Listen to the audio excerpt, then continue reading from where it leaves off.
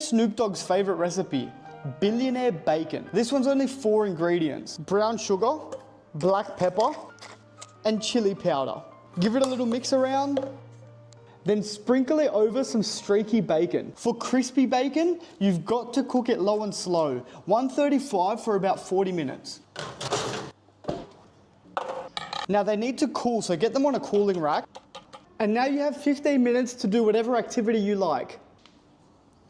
So what actually happens is as they're cooking, obviously the fat renders down and the sugar starts to melt, and then it mixes, and that makes a literal caramel. So this is caramel bacon. Let's try it. Snoop Dogg is onto something. I wonder how he came up with this. Let's make Snoop Dogg's favorite recipe, billionaire bacon. This one's only 4 ingredients: brown sugar, black pepper, and chili powder. Give it a little mix around, then sprinkle it over some streaky bacon. For crispy bacon, you've got to cook it low and slow, 135 for about 40 minutes. Now they need to cool, so get them on a cooling rack. And now you have 15 minutes to do whatever activity you like. So what actually happens is as they're cooking, obviously the fat renders down and the sugar starts to melt, and then it mixes, and that makes a literal caramel. So this is caramel bacon.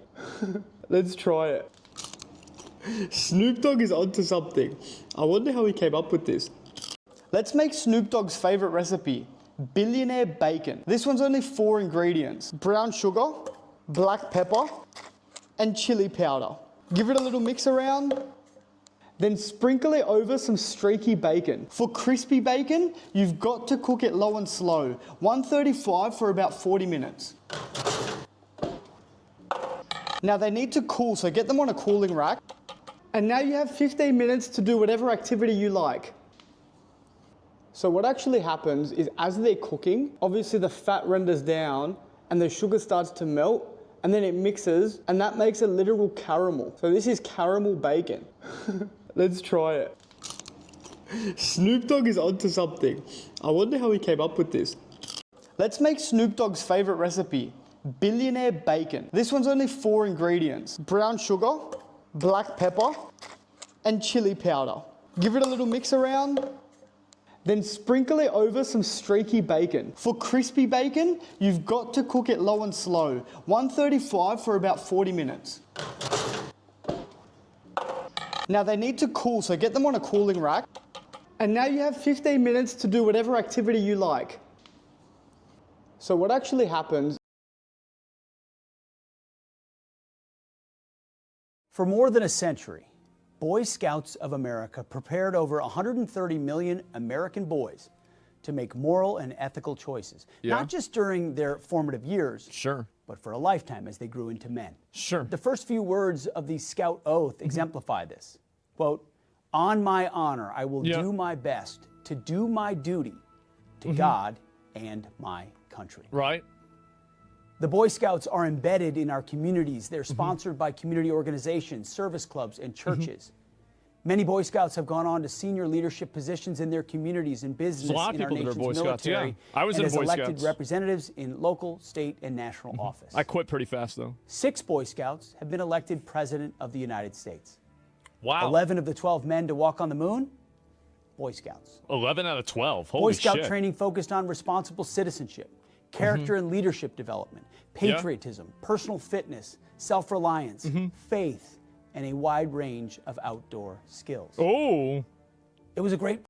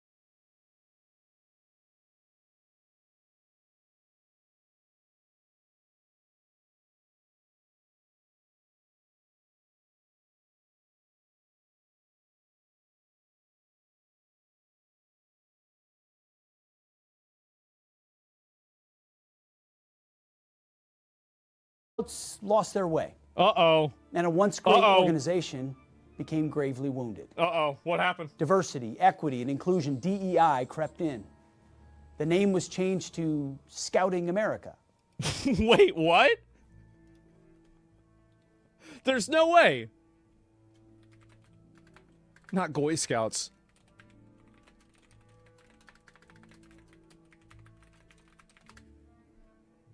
Is this true?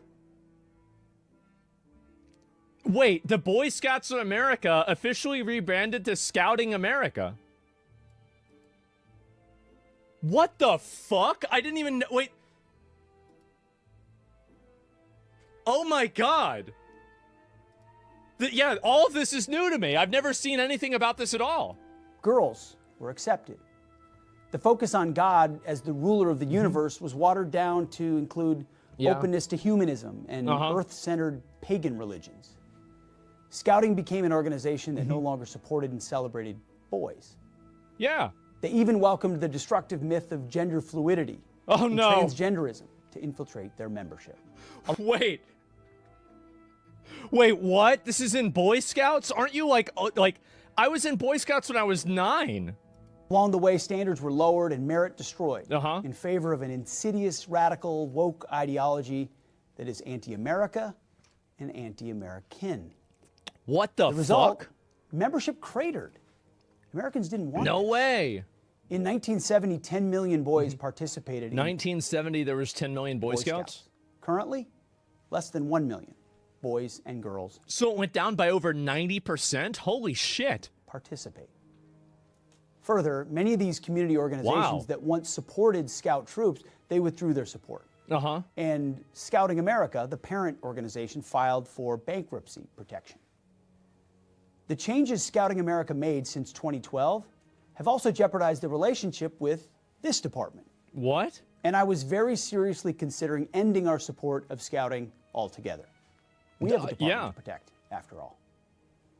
Beyond that, the policies Scouting America have in place violate President Trump's Executive Order 14173, entitled Ending Illegal Discrimination. And imagine being against that. Well, there's quite a lot of people that are. Restoring merit-based opportunity. But before making this big change, I decided to meet with the current Scouting leadership to convey our deep concerns. That's smart. Based on that face-to-face conversation and subsequent conversations, Scouting America agreed to make several key reforms. Okay. And let me briefly highlight a few of them. First, Scouting America has agreed to comply immediately with the provisions of Executive Order 14173. So you just basically put them on the spot, and now they're doing whatever you want.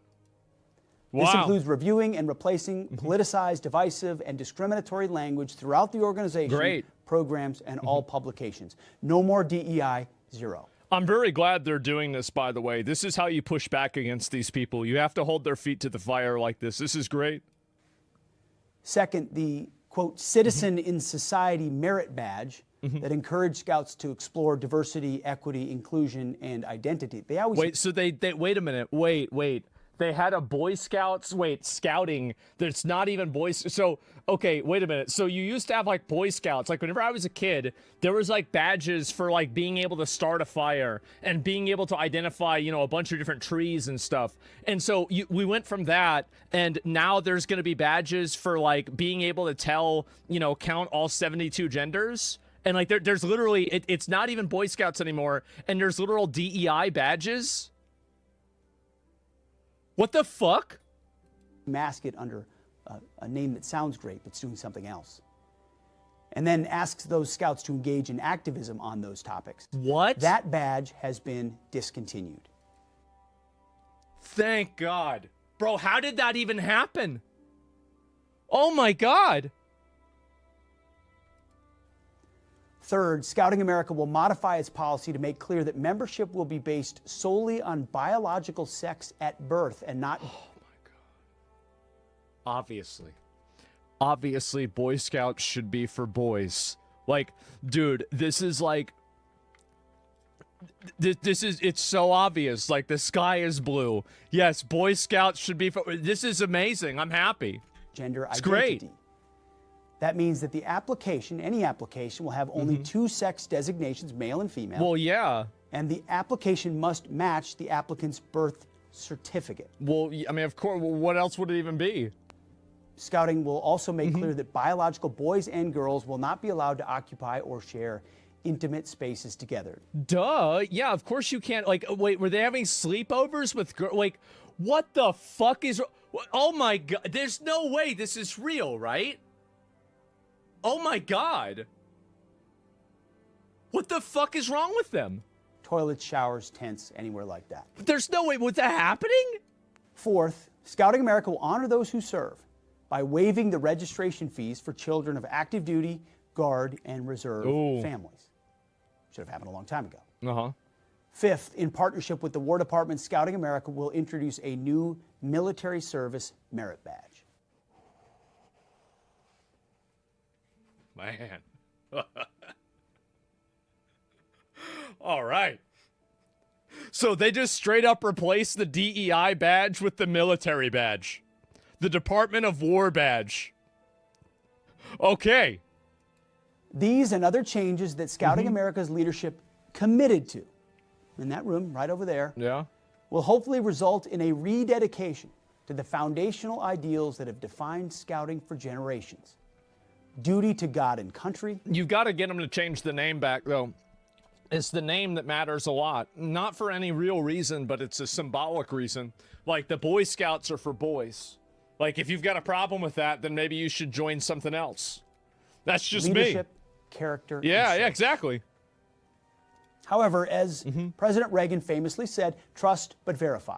Exactly. This agreement is new, and the department's support for Scouting America is contingent on them making substantial progress toward reaching these and many other positive changes. You gotta get in them to change the next name, man. 6 months. So they have that 6 months to fix this. Time we'll vigorously review progress and decide whether or not to continue our support. Yep. The onus is squarely on Scouting America. See, this is the kind of cultural victories that people like this on the right need to have. This is the kind of stuff that you need to push all the time. Because the issue is that whenever these people try to inject their ideology into everything, it makes your ideology seem alien because their ideology feels like a fish in water, right? It's everywhere, it's surrounding you. You need to go in and attack stuff like this. Like, this is another one, is like video games with like male and female rather than body type 1 and 2. This is something that should not be, it's a very small thing, but it's actually very important because it's basic biology, it's basic common sense. So, like, at the moment that they have you, that there's like a psychology to it where they have you refuting and ignoring and not taking seriously very, very basic common sense biological realities. And if you're not doing that and you can't see things that way, you're going to feel like a fucking idiot. To deliver. If we're unsatisfied with Scouting I'd say. America's progress toward and commitment to the agreed upon reforms, we will find them in violation of the President's executive order and cease our support. We hope that doesn't happen, but it could. Yeah, Scouting America is an inclusive name. If they don't change it back, I say we don't support it regardless, bro. Yeah, they should change it back to the Boy Scouts. Because it is the Boy Scouts. That's what it's always been. And like this idea of removing, and this is another big, it's a core problem, is that one of the big issues right now that happens with young men is that young men and boys don't have an opportunity to be young men and boys. Almost every gendered space is now infiltrated by women. Guys aren't able to just get around and act like guys. You're not able to, inside of a, protected, safe space, interact with other adult men that will give you advice, and you can see the way that they act and the way they behave and then model your own behaviors off of that.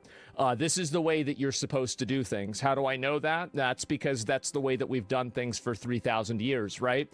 In every culture, in every group, whether it's Romans, Greeks, fucking the Chinese, Japanese, in America, in like the old days, everywhere, this is what happens.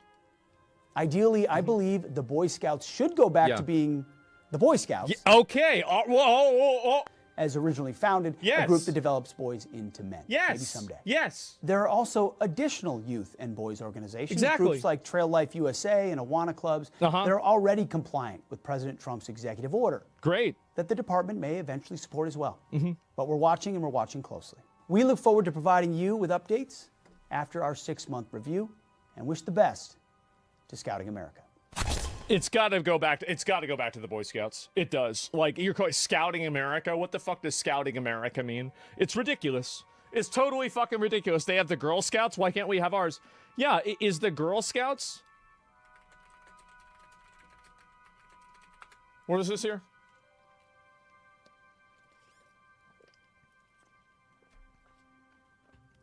No, Girl Scouts has not changed their name. Exactly. So there you go. This is what I've said many, many times, where basically men have to give up their inclusive space, their safe spaces and their gendered spaces, while women don't. And so the Girl Scouts don't have to change their name, but the Boy Scouts do. Why is that? Well, it's because probably people that are advocating for this hate men. It's probably a bunch of women that hate men that are doing this. And this is it's bullshit. Yeah, it's total bullshit. And as a guy, there's no reason you should put up with this toxicity. There's no reason at all that you would do this. Yeah, Scouting America sounds so pedo. It kind of does, actually. That's a good idea. You're right about that. And so it's disgusting. After boys are in the Girl Scouts? Well, I don't know about that. I have no idea. Girl Scouts is the same. Yeah, and this is the kind of very blatant double standards that needs to get shut down. And this is the reason why I don't support any of these people. Like, and this is, it's one of the worst things right now is that even though, like, there are a lot of Democrat policies that I support, I would never vote for or support a Democrat right now because they don't necessarily do this, but they support the people that will do this. So by a second order effect, they are doing this, but it's not happening directly. So in general, like, that's what I would say, right? In the UK, it's just the Scouts. Yeah, but I don't care about the UK. It's not, I mean, like, this is something that's in America. Bro, you don't get it? They're Scouting America for illegal immigrants. That's patriotic, teaches important skills. Yeah, give them an ice badge, right? Like, if a kid's able to catch an illegal alien, they get promoted to an Eagle Scout immediately, right? It's like an instant prestige rank. Girl Scouts sued them over changing their name. Well, that's the thing, right? Is that, this is what I've said before, is that it is a constant thing. It is a constant, regular, girls are welcomed into club scouting. All of this happens. Men are always asked to relinquish spaces that are reserved for men, while women are able to preserve spaces that are reserved for women. I'm sorry, but that's not equality. That's not fair. When women get these free spaces, they get to have the Girl Scouts, but boys can't have Boy Scouts. And I know that some people are going to say, oh, this is stupid, it doesn't matter. If it's so stupid and it doesn't matter, then why not just do it the same way? If it didn't matter, then why did you change it? It's because it does matter to me, and it matters to me. It also matters to them. It matters to you enough that you went to go change this.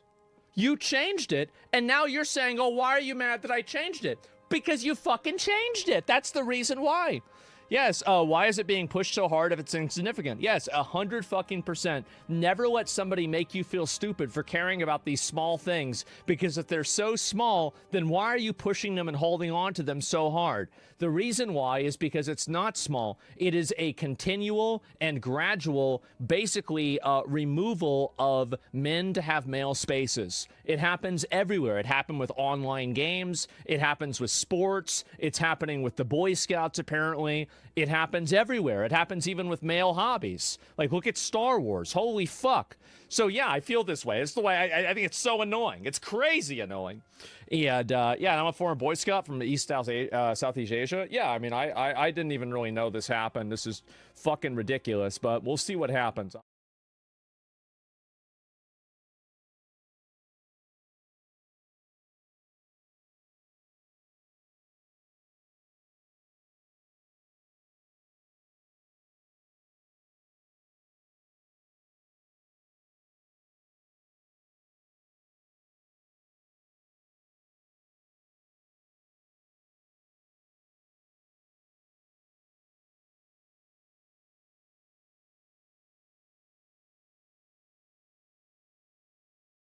Hearing for the TikTok psychic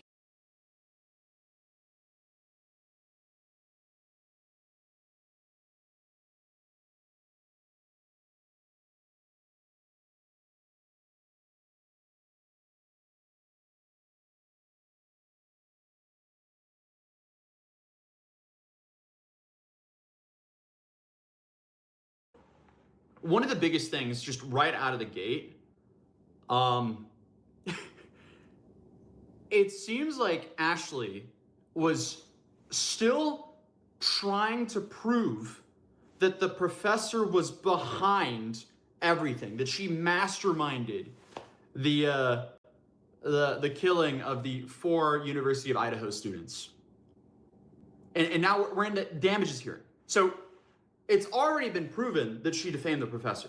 But now she's like cross-examining the professor and still like trying to get her to like trip up and accidentally admit that she did it. Like, what? Obviously, like, and I just, okay. I have to make a massive disclaimer. Rebecca Schofield is 100% innocent here. The only thing that Rebecca Schofield is provably guilty of here is having her picture on the University of Idaho website. That's it. There's no proof whatsoever that she did any of this, of what Ashley is accusing her of. Ashley is the TikTok psychic, if you guys are a little bit behind, or if you guys don't remember, because I don't think I've covered this case in a while. But we're talking about the TikTok psychic who, in November of 2022, went on and just boldly claimed that this innocent professor at the University of Idaho did this horrific act and ended the lives of 4 students at that school. This was obviously absolutely no true. There was no proof whatsoever. And in court today, she even admitted that she had 0 proof. Like, one of the craziest things that she said is the attorney for Rebecca Schofield said something around the lines of, so let me get this straight, you tried to ruin the life of an innocent professor with no evidence whatsoever. And she went on and said, well, a psychic doesn't need evidence. Let me repeat that because I just completely lagged there. A psychic does not need evidence. We operate off of intuition. That's what she said in court today. Hello? Excuse me? And this was like 8 hours, or wait, 8:30, 8, 9, 10, 11, 12, 1, 2. 8 hours. This was 8 hours of this, with some breaks in between. So we had probably 7 hours of time in court today.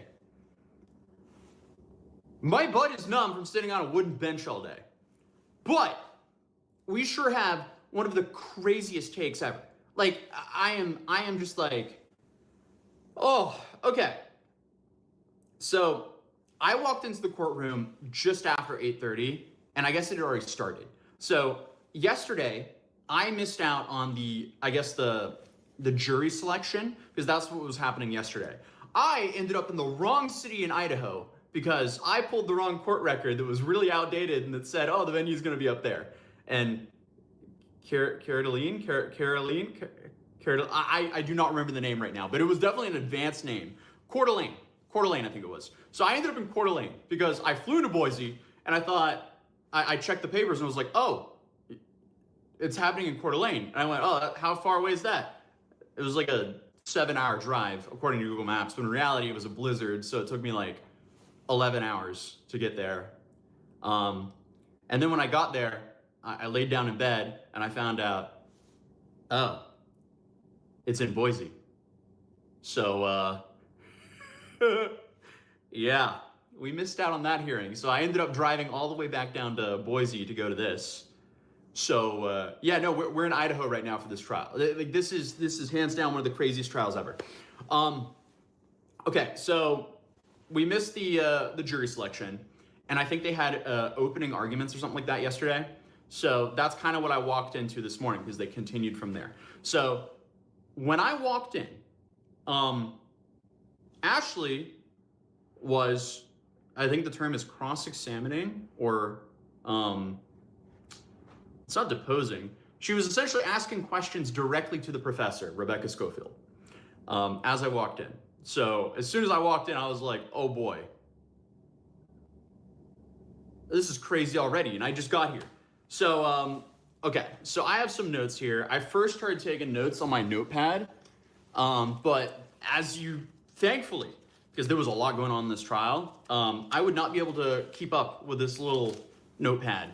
So I ended up using my phone to do it, because thankfully people were allowed to take notes on their phone.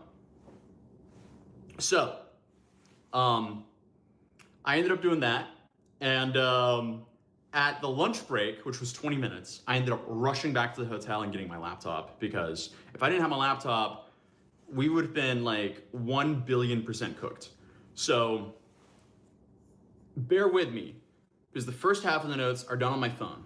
And I also want to make a quick disclaimer and say that everything I'm saying here, these aren't direct quotes. I do paraphrase a lot based on what they're saying, because it's happening so fast, I can only go so fast with my thumbs, right? So it might not be word for word accurate, but I tried my best to make sure the message is as accurate as possible. So it starts with a TikTok psychic questioning the professor, Rebecca Schofield. So this is so Ashley goes, who is the psychic. So were you concerned or not concerned with the investigation? Schofield: no, I encouraged them to investigate me because I had nothing to hide. So were you concerned? I was only concerned with the waste of resources. Then the judge gets on to Ashley. And then Ashley then goes, did you have the support of the American Federation of Teachers? Schofield then goes, I'm not certain how to quantify support. AFT is the teachers union that any UIO employee can join. They were worried about these attacks and were supportive of Rebecca standing up for herself to attacks like this.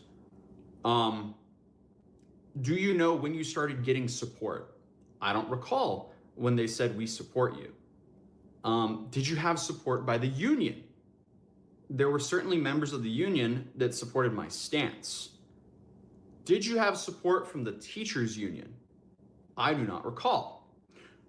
Do they have power to harm your career? No, Idaho is a non-bargaining state. So this is still Ashley, or the TikTok psychic, that's asking the questions to the professor as well. Which must be so traumatizing for the professor as well, because like she's essentially had her life turned upside down by this insane TikTok psychic for the last 3.5 years of this woman just completely slandering her. And now she has to sit on the stand and be, I guess, deposed by the TikTok psychic, which is just crazy. Welcome to the stream, guys. Welcome, welcome. So, okay, by April of 2023, did you have the national support of the general public? And then she asked, by April 2023, did you have the financial support of the people online? And then by April 2023, did you have a GoFundMe page? So I guess she's really trying to hammer in like, oh, were you getting support on GoFundMe? So that's when the professor said, we had a concerned friend who established a GoFundMe to help me with legal fees. Is this friend associated with the University of Idaho? Professor goes, I don't understand the relevance of my friend's job. So Ashley then goes, was it one person or a group of people? And she goes, one person. Was that person a colleague? I didn't work with them. Were they a stakeholder of University of Idaho? Yes, this person is employed by a different college at the University of Idaho.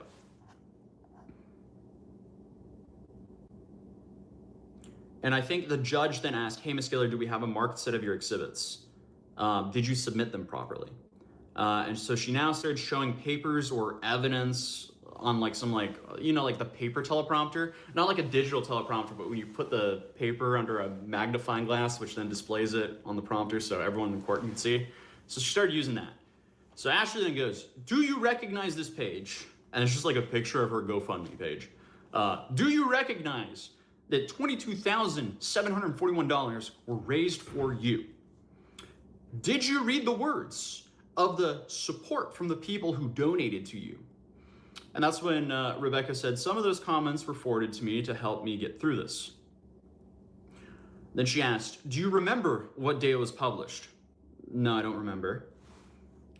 Do you recall which day it was created? And then she goes, 2 years ago, Jamal Lickett said, we are all with you. Do you recall that comment? So she then goes, I don't recall, but it's nice to read that now. Then Ashley goes and reads another comment. Are you aware of that comment? And she goes, I don't remember that comment, as it was 2 years ago. And then she just keeps bringing up comments from the GoFundMe. Like, it's just not relevant at all. But like, I don't know. Crazy. Thank you for the donation, Muba. You're a G. But then, okay, so she just keeps asking about the comments made on the GoFundMe. And then she asks, when people donated $22,000, why didn't you feel the need to read their comments? And that was objected. Ashley then continues, do you acknowledge that I've never been to Idaho? Do you recognize that none of my TikToks were about your kids? Do you acknowledge none of my TikTok videos were about your kids? The professor then finally says, I acknowledge that you didn't mention my kids by name. Do you acknowledge that? I do not acknowledge. From the videos you watched, you acknowledged already that you didn't see any videos of me speaking on your case. You acknowledged that I didn't threaten your children.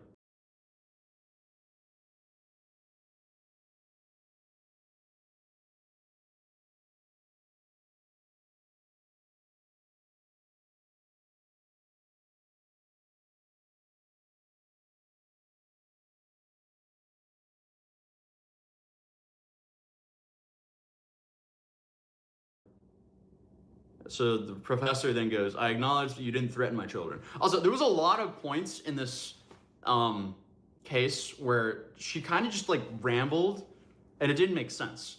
So a lot of the sentences here just do not make sense whatsoever because like they were just incomplete or maybe she lost train of thought. I don't know what's going on here, but it was crazy. Oh, absolutely. Yes. To reiterate, the TikTok psychic is 100% representing herself.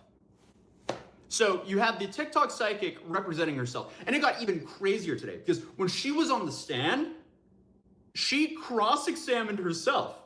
So she was like, Miss Gilliard, what made you think and do this? And then she answered herself. Like that was crazy. That like seeing her do that was like, oh boy.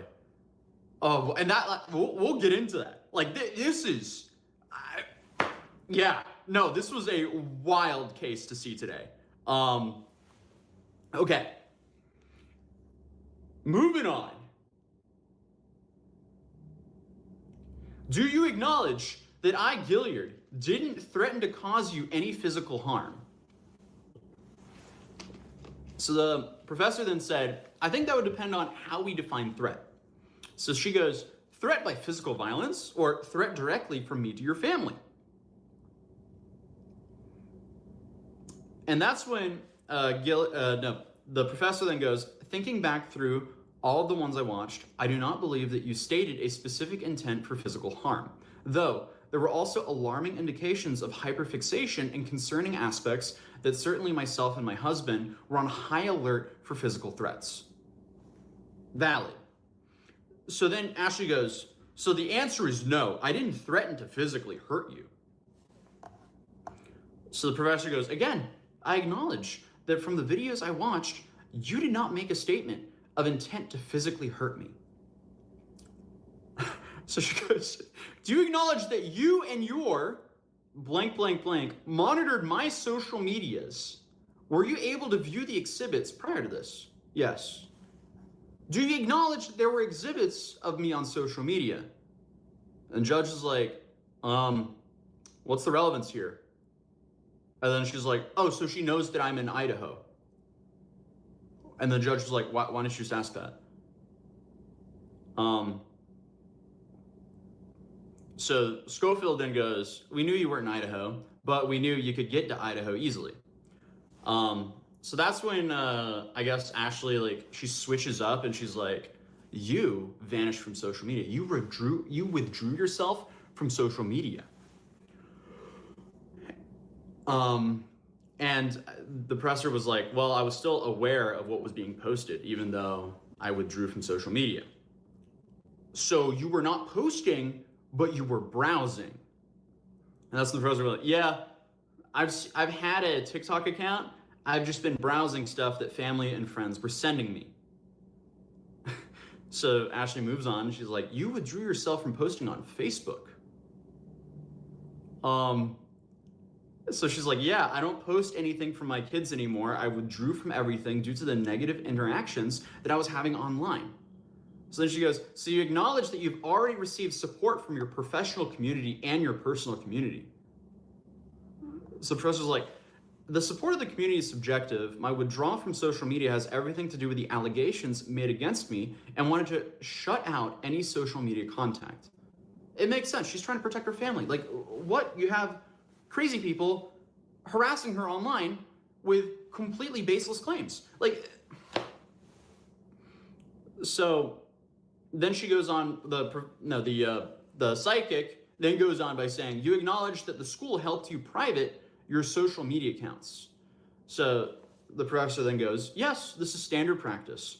When one of those, I guess, standard practice when like a faculty member or someone like that gets doxxed, apparently they have like a protocol. So one of those suggestions in that protocol was for the professor to lock down all of her social media accounts.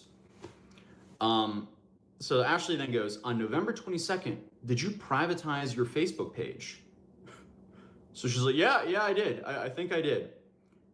And then like Ashley's starting to go like, okay, wait, what is privatizing your Facebook actually mean here?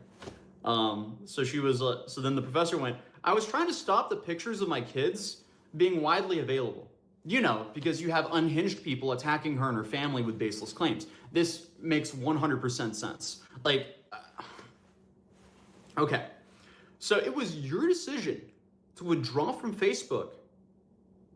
It was your decision to withdraw from Facebook was on you. Okay. It was your decision to withdraw from Facebook, and that was on you, not because of the threat, because you were already private. So she's like trying to argue that like, well, you were already private on Facebook, so why did you withdraw from Facebook? Which just, it doesn't make sense. Like, yeah, again, like the comment here said, the TikTok psychic has a fool for a client, which is, you know, herself, because she's representing herself here. Like, this is just so crazy. So in response to, I guess, the psychic asking like, hey, why'd you withdraw from Facebook? You were already private. Schofield said, Schofield is the professor, by the way. So I will probably interchange because there's a lot here.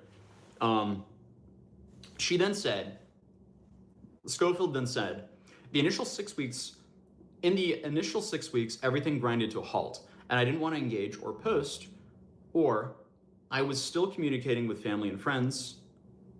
Moving forward, I didn't want to have a public-facing set of social media because I couldn't open myself. It didn't feel safe. It made it very difficult to want to reestablish any extent of public-facing social media, which again, checks out and makes 100% sense here. So then the psychic goes, thank you, we've already established that Moscow Police Department said you were not a suspect. You have the support of your professional and personal friends. The professor's like, again, you're being very broad. My supervisor helped me and my immediately friends and family were there for me. And then Ashley's like, well, I'm saying this because you said you didn't feel safe. Wow, how do you not feel safe if you're getting support from your immediate friends and family and your supervisor? Like, again, what? Oh, yeah, no, why did they let this go on? Hey, I mean, they just want to hear it all out. This went on. Like, essentially, like, stuff like this went on for over 7 hours. Sitting in court. Like, this is crazy. Like, no, we're not talking about the Somali court case, or the Johnny Somali court case. We're talking about the TikTok psychic court case where she slandered the innocent professor of University of Idaho for ending the lives of 4 students at the University of Idaho.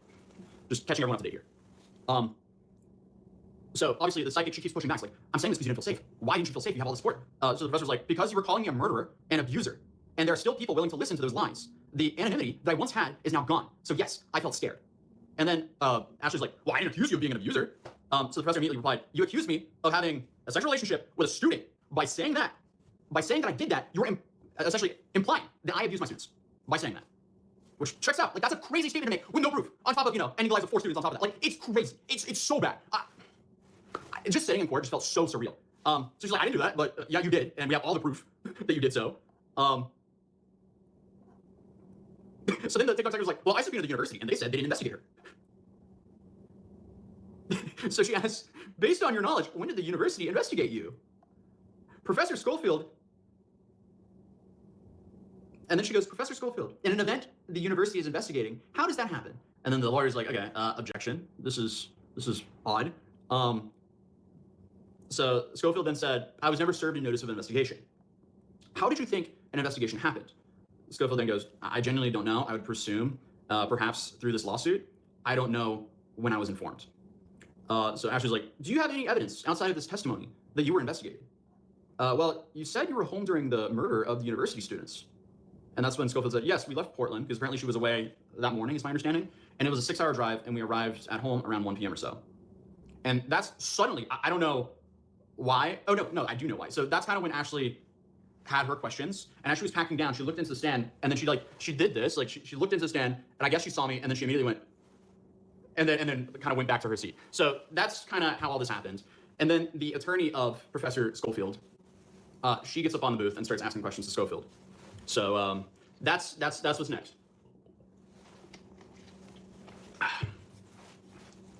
So now they pull up a medical bill, and February 24th, 2023, on this GoFundMe, let's see. Okay, yeah, so I guess the medical bills are from February 24th, 2023. This was to establish that these medical bills were after Ashley's initial slander. And then they opened the GoFundMe page again, and on this GoFundMe page, you didn't read it right. Correct. What involvement did you have on the content of the GoFundMe? My friend asked if they could post the GoFundMe. Did you write the GoFundMe? No.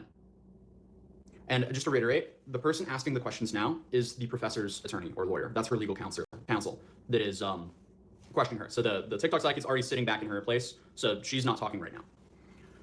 Ms. Gilliard, who is the TikTok psychic, asked you if you were supporting. Were you concerned about the reactions of people outside of the group? Absolutely. Why? Our fear from the beginning. Those people didn't know me. They couldn't judge if this was true or not. We were scared of people taking things into their own hands, or the actual people behind the murders taking interest in her family. Which again, makes sense. These are very valid fears to have when you're having crazy allegations thrown at you in the midst of probably one of the most horrifying things that has ever happened in that community.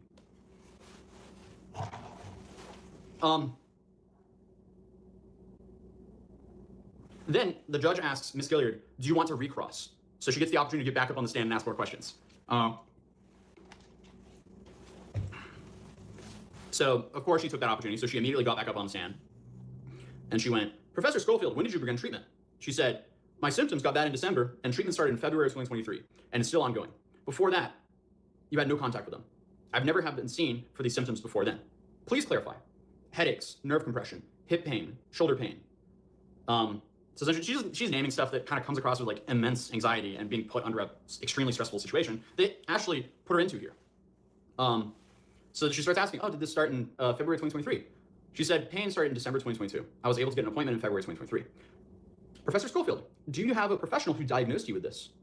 And then Schofield said, yeah. Did that professional connect that nerve compression to the TikTok videos I made? So she then replied, the accusations and strain that I got was noted throughout the physical therapy. I'm also confused in the term diagnosed, as these are symptoms. I can't say what a diagnosis is, though certainly I'm being seen by several doctors. Regarding Exhibit 34, you don't have a diagnosis, just symptoms. Okay, so regarding Exhibit 34, you don't have a diagnosis, just symptoms. That was Ashley said that to her. The notes aren't the cleanest. Wendy, who is Schofield's attorney, real attorney, she went, Your Honor, those records are payment records. So then Ashley then goes, so those are from payments from symptoms without a diagnosis.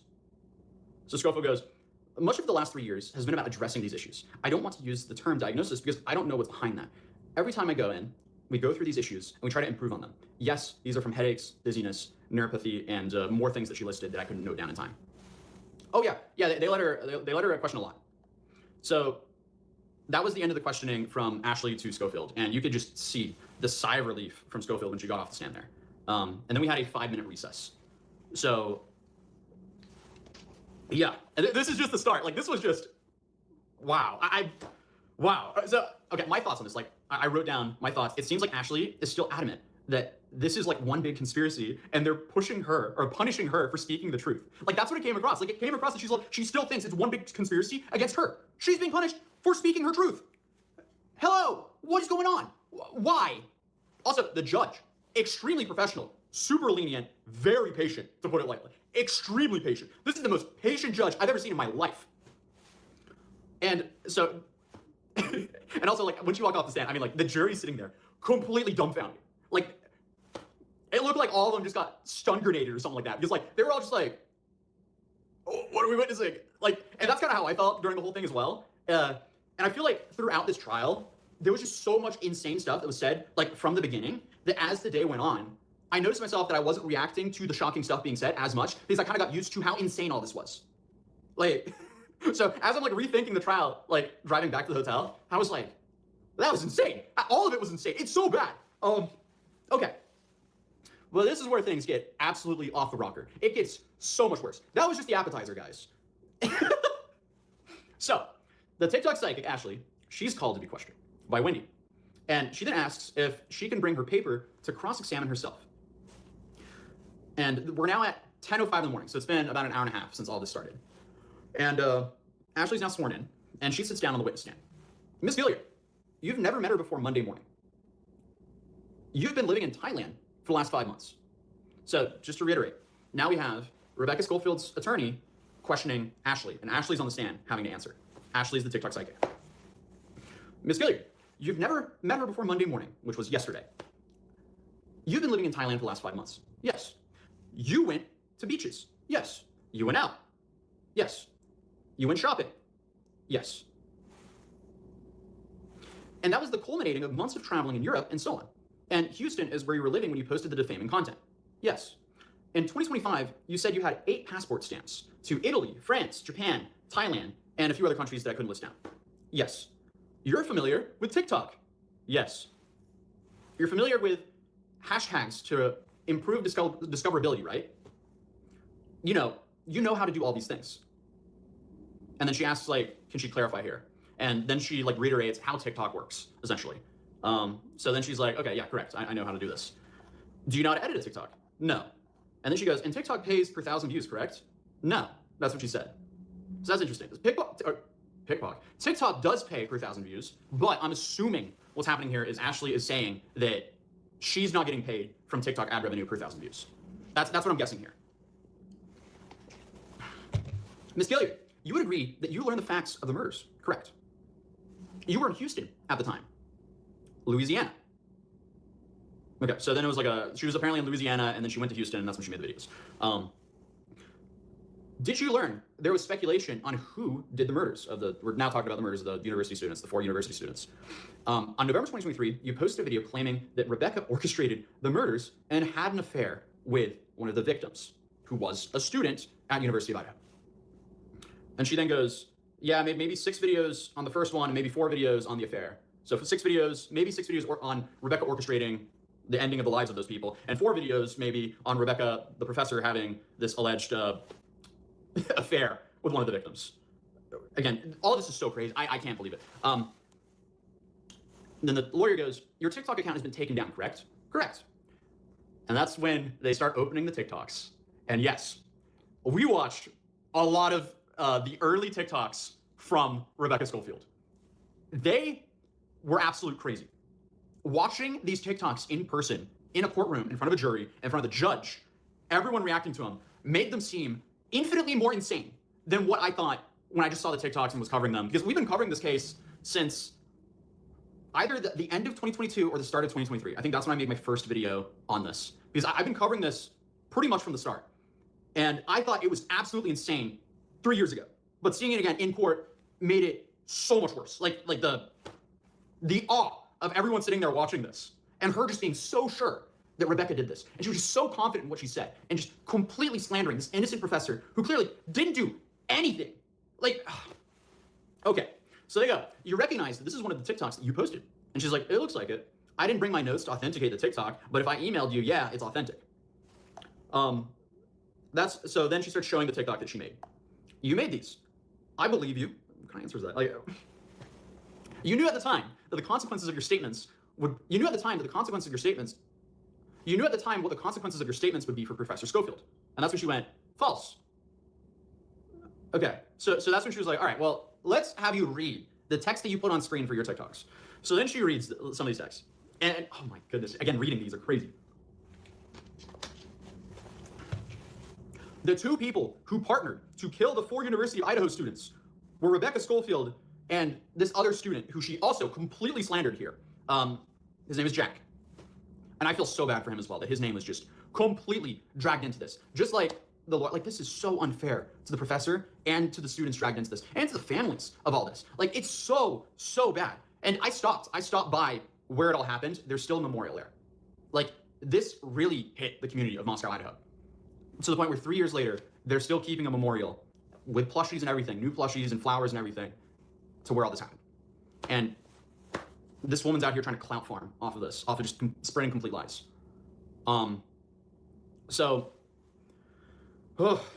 It's heavy stuff. So she read the text, and then the lawyer asks, and you acknowledge that you've never met either. Correct. And you acknowledge that you found out about the subpoena that Schofield had never met, in the subpoena that Schofield had never met Jack. Well, that they didn't investigate. That's what she said. So she's still on this narrative that the university didn't investigate properly. So, so then she shows her pulling the tarot cards on TikTok and using the tarot cards as proof that Jack, this innocent student, did the acts for the Professor Rebecca Schofield. Obviously, this did not happen. This did not happen whatsoever. But she's trying to use this as proof from tarot cards that this innocent student committed these horrific acts for this innocent professor. So then she's asked again to read the text of another TikTok. I don't care what y'all say. Jack and Rebecca killed Kaylee and the others. Rebecca was the one to initiate the plan. And this is where it's kind of interesting because after she says that, she starts crying. So she breaks into tears as she's trying to complete that sentence. So she said that sentence like 2 or 3 times because she kept stopping because she was crying. And this is the psychic. So then she asks for a moment as she's crying. Chat, would you rather read a book or watch a movie? Let me know in the comments. I still remember back in my day where I had that pivotal moment where they said we had to start taking tests on the books that we was reading, like AR tests, and boy, I hated it. I started hating reading when it became a grade. I'm gonna keep it at that. Wow. There's a serious crisis in education today because kids are too busy 6-7ing to learn how to read at their grade level. The kids can't read, write, or remember anything or use their imaginations, and the teachers are wondering why. They're feral, they can't read, they're crazy. People are putting screens in front of their children instead of books. Why do you need 2 screens? Because I can't watch YouTube on this one. And that is brutal. Why do you need 2 screens? Because I can't watch YouTube on this one. And that is brutal. Leading to not just a lack of literacy, but a lack of confidence and a great deal of anxiety. Like, they don't know how to put things away. They don't know common decency. Having to teach and work with you guys as children has been the most traumatic experience of my life. Their future could be at risk if something doesn't change fast. I mean, this is crazy, but Gen Alpha, here's my whole theory on this, is I think we're breeding a generation to consume more than they create. Put a 1 in the chat if you agree. The problem with that is when you don't let children be bored a little bit, they don't create anything that's fun. My mom always used to tell me when I was a kid back in my day, son, only boring people get bored. And that forced me to go out and figure out something to do to entertain myself. We even do this with baby Nix right now. You know, we got a 4-month-old baby. Thank you, guys. Appreciate you. For some of you that don't know. But we'll let her sit around for maybe 10, 15 minutes a day and not entertain her and just kind of let her entertain herself until she gets a little bit older. But then it'll be like hours. Go entertain yourself. Only boring people get bored. Alpha can't read anything anymore. Do you remember the days when we were in school and we were asked to do things like read books, write essays, or really just do anything that required more than 30 seconds of thinking? Well, apparently at some point since then, we've decided that doing things like that is for losers, and we'd be better off using our time teaching kids more important things, like how to brain rot all over the place. I'm kind of joking when I say that, but not really, because... But brain rot has gotten so bad. I went to Target the other day, and there was a section called Italian Brain Rot. It's like a toy brand. Italian Brain Rot. They're marketing it now. POV, you're a Gen Z teacher teaching Gen Alpha who already know the 6-7 trend. Ready? Count with me. 1, 2, 3, 4, 5,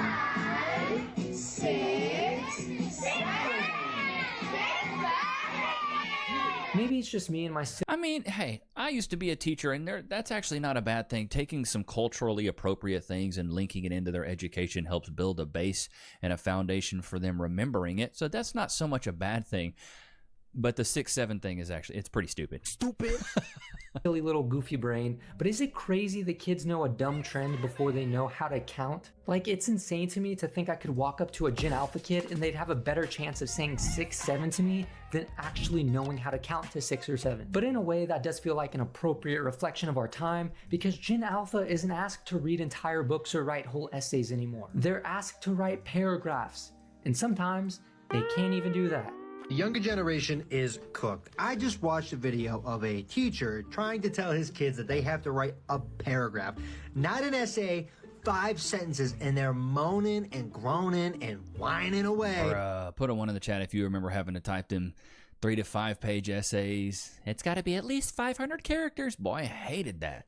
About, oh my God, I gotta write 5 sentences. And it's not like I downed some 4-day-old bottle of Haterade and came up with all of this, but there's actual data that can empirically show this is what's happening. If we look at the NAEP, which is the National Assessment of Educational Progress, 40% of 4th graders are now reading below the NAEP basic level.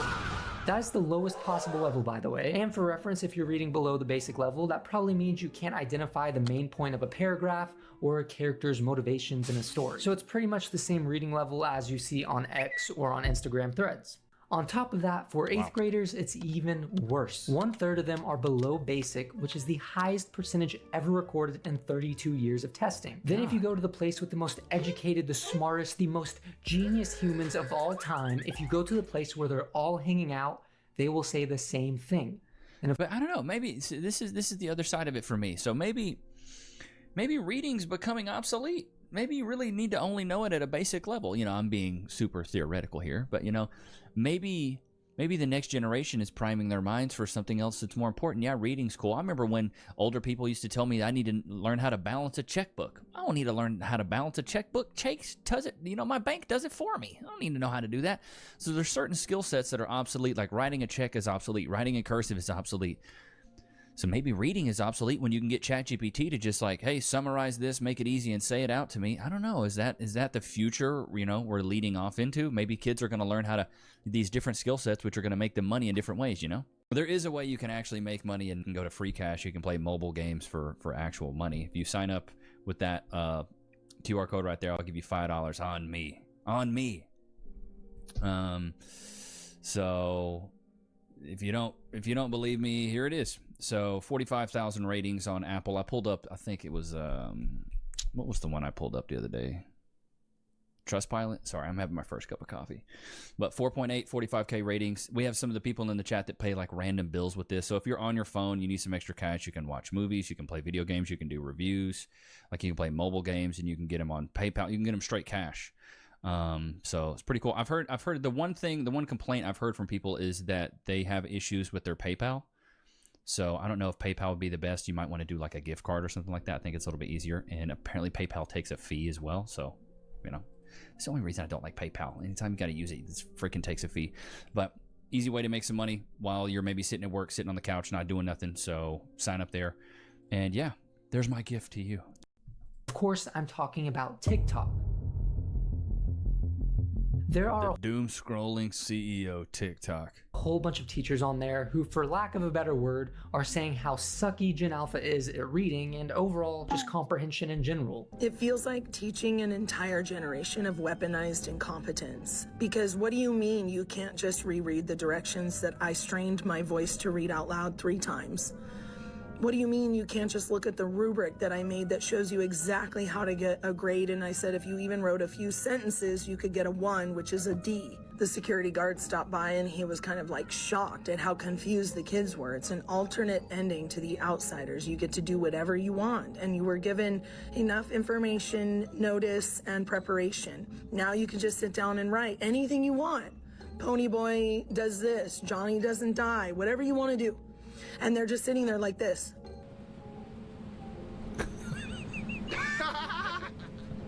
and I can't help that.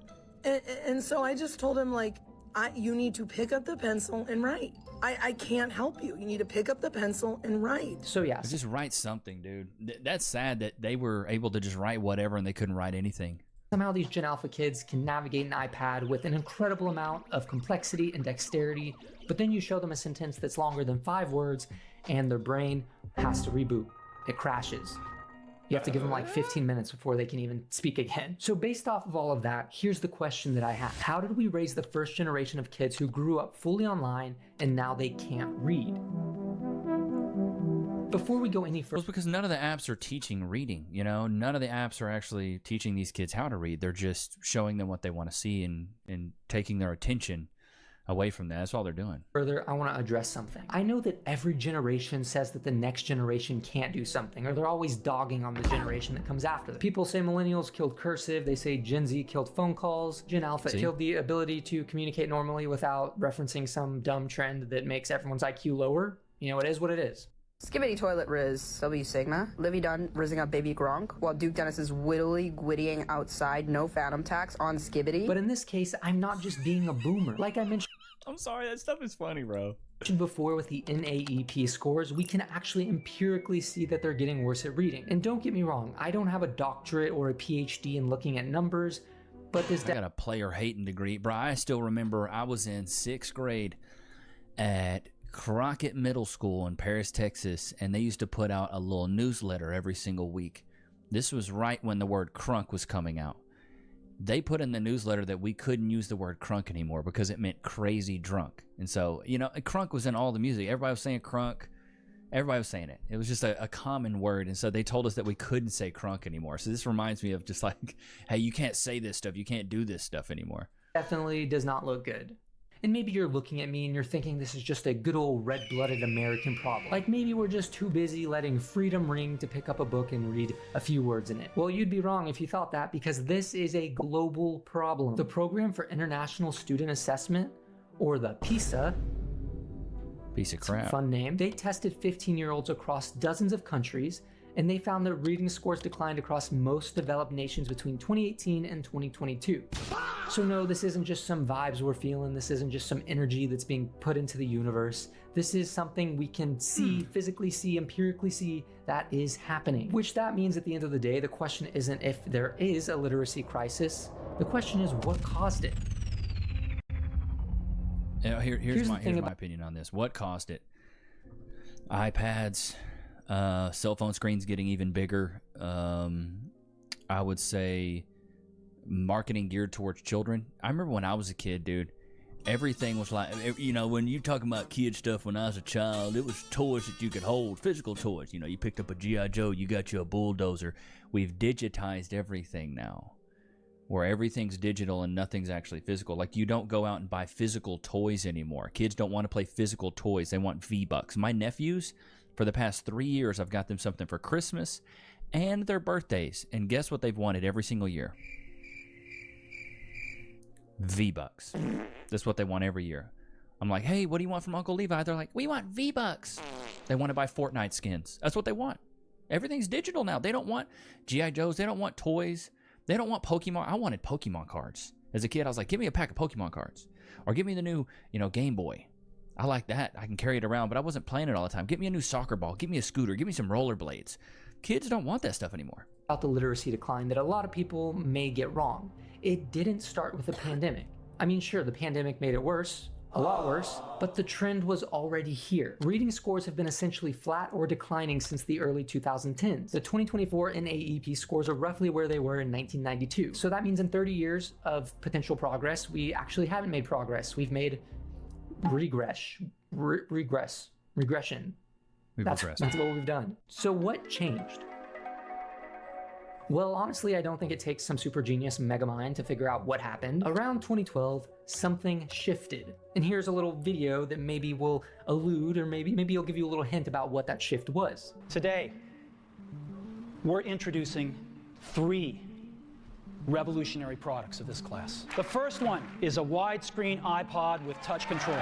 I told you, bro. The screen's getting bigger. Second is a revolutionary mobile phone. And the third is a breakthrough internet communications device. It went from, oh, you can't access the internet unless you're home on that clunky computer, to now you have the internet at your fingertips at all times. That was what it was. These are not 3 separate devices. This is one device. And we are calling it iPhone. And here it is. Well, that first iPhone was clunky. Looks like that first iPod. I still remember this. It had the scroll on it. My buddy had 100 gig one, and I was like, oh my God, dude, you fit so much music. This dude had so much music on that thing, bro. Just plug that up to the car. Good old days. In 2012, teen smartphone ownership crossed the 50% threshold. I got By one. 2018, it was 95%. Who would have guessed that giving kids phones and allowing them to nomadically travel across the whole wide web world internet wouldn't be a good idea? Who would have guessed that?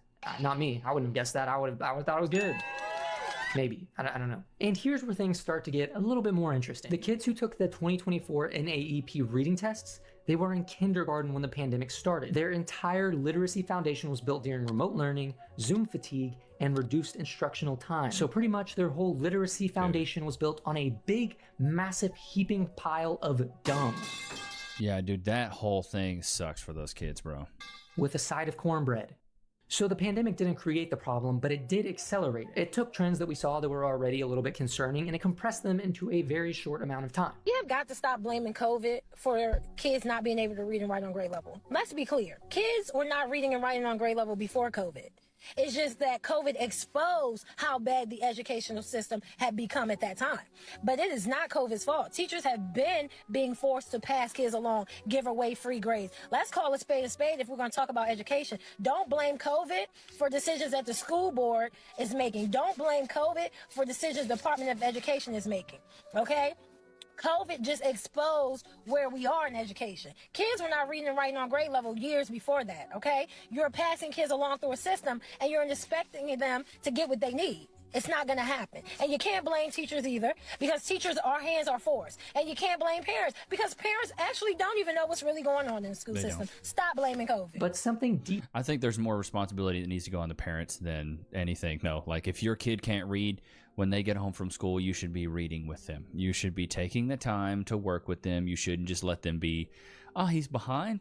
He can just stay behind. Little Timmy doesn't need to know how to. Nah, as a parent, you need to take responsibility. Deeper was happening than just these test scores. Something was happening to attention itself. Here's my whole theory on this next part. I haven't seen this. We have made it such to where attention now is an economic factor in everything. I mean, look at YouTube, right? Like just you guys watching.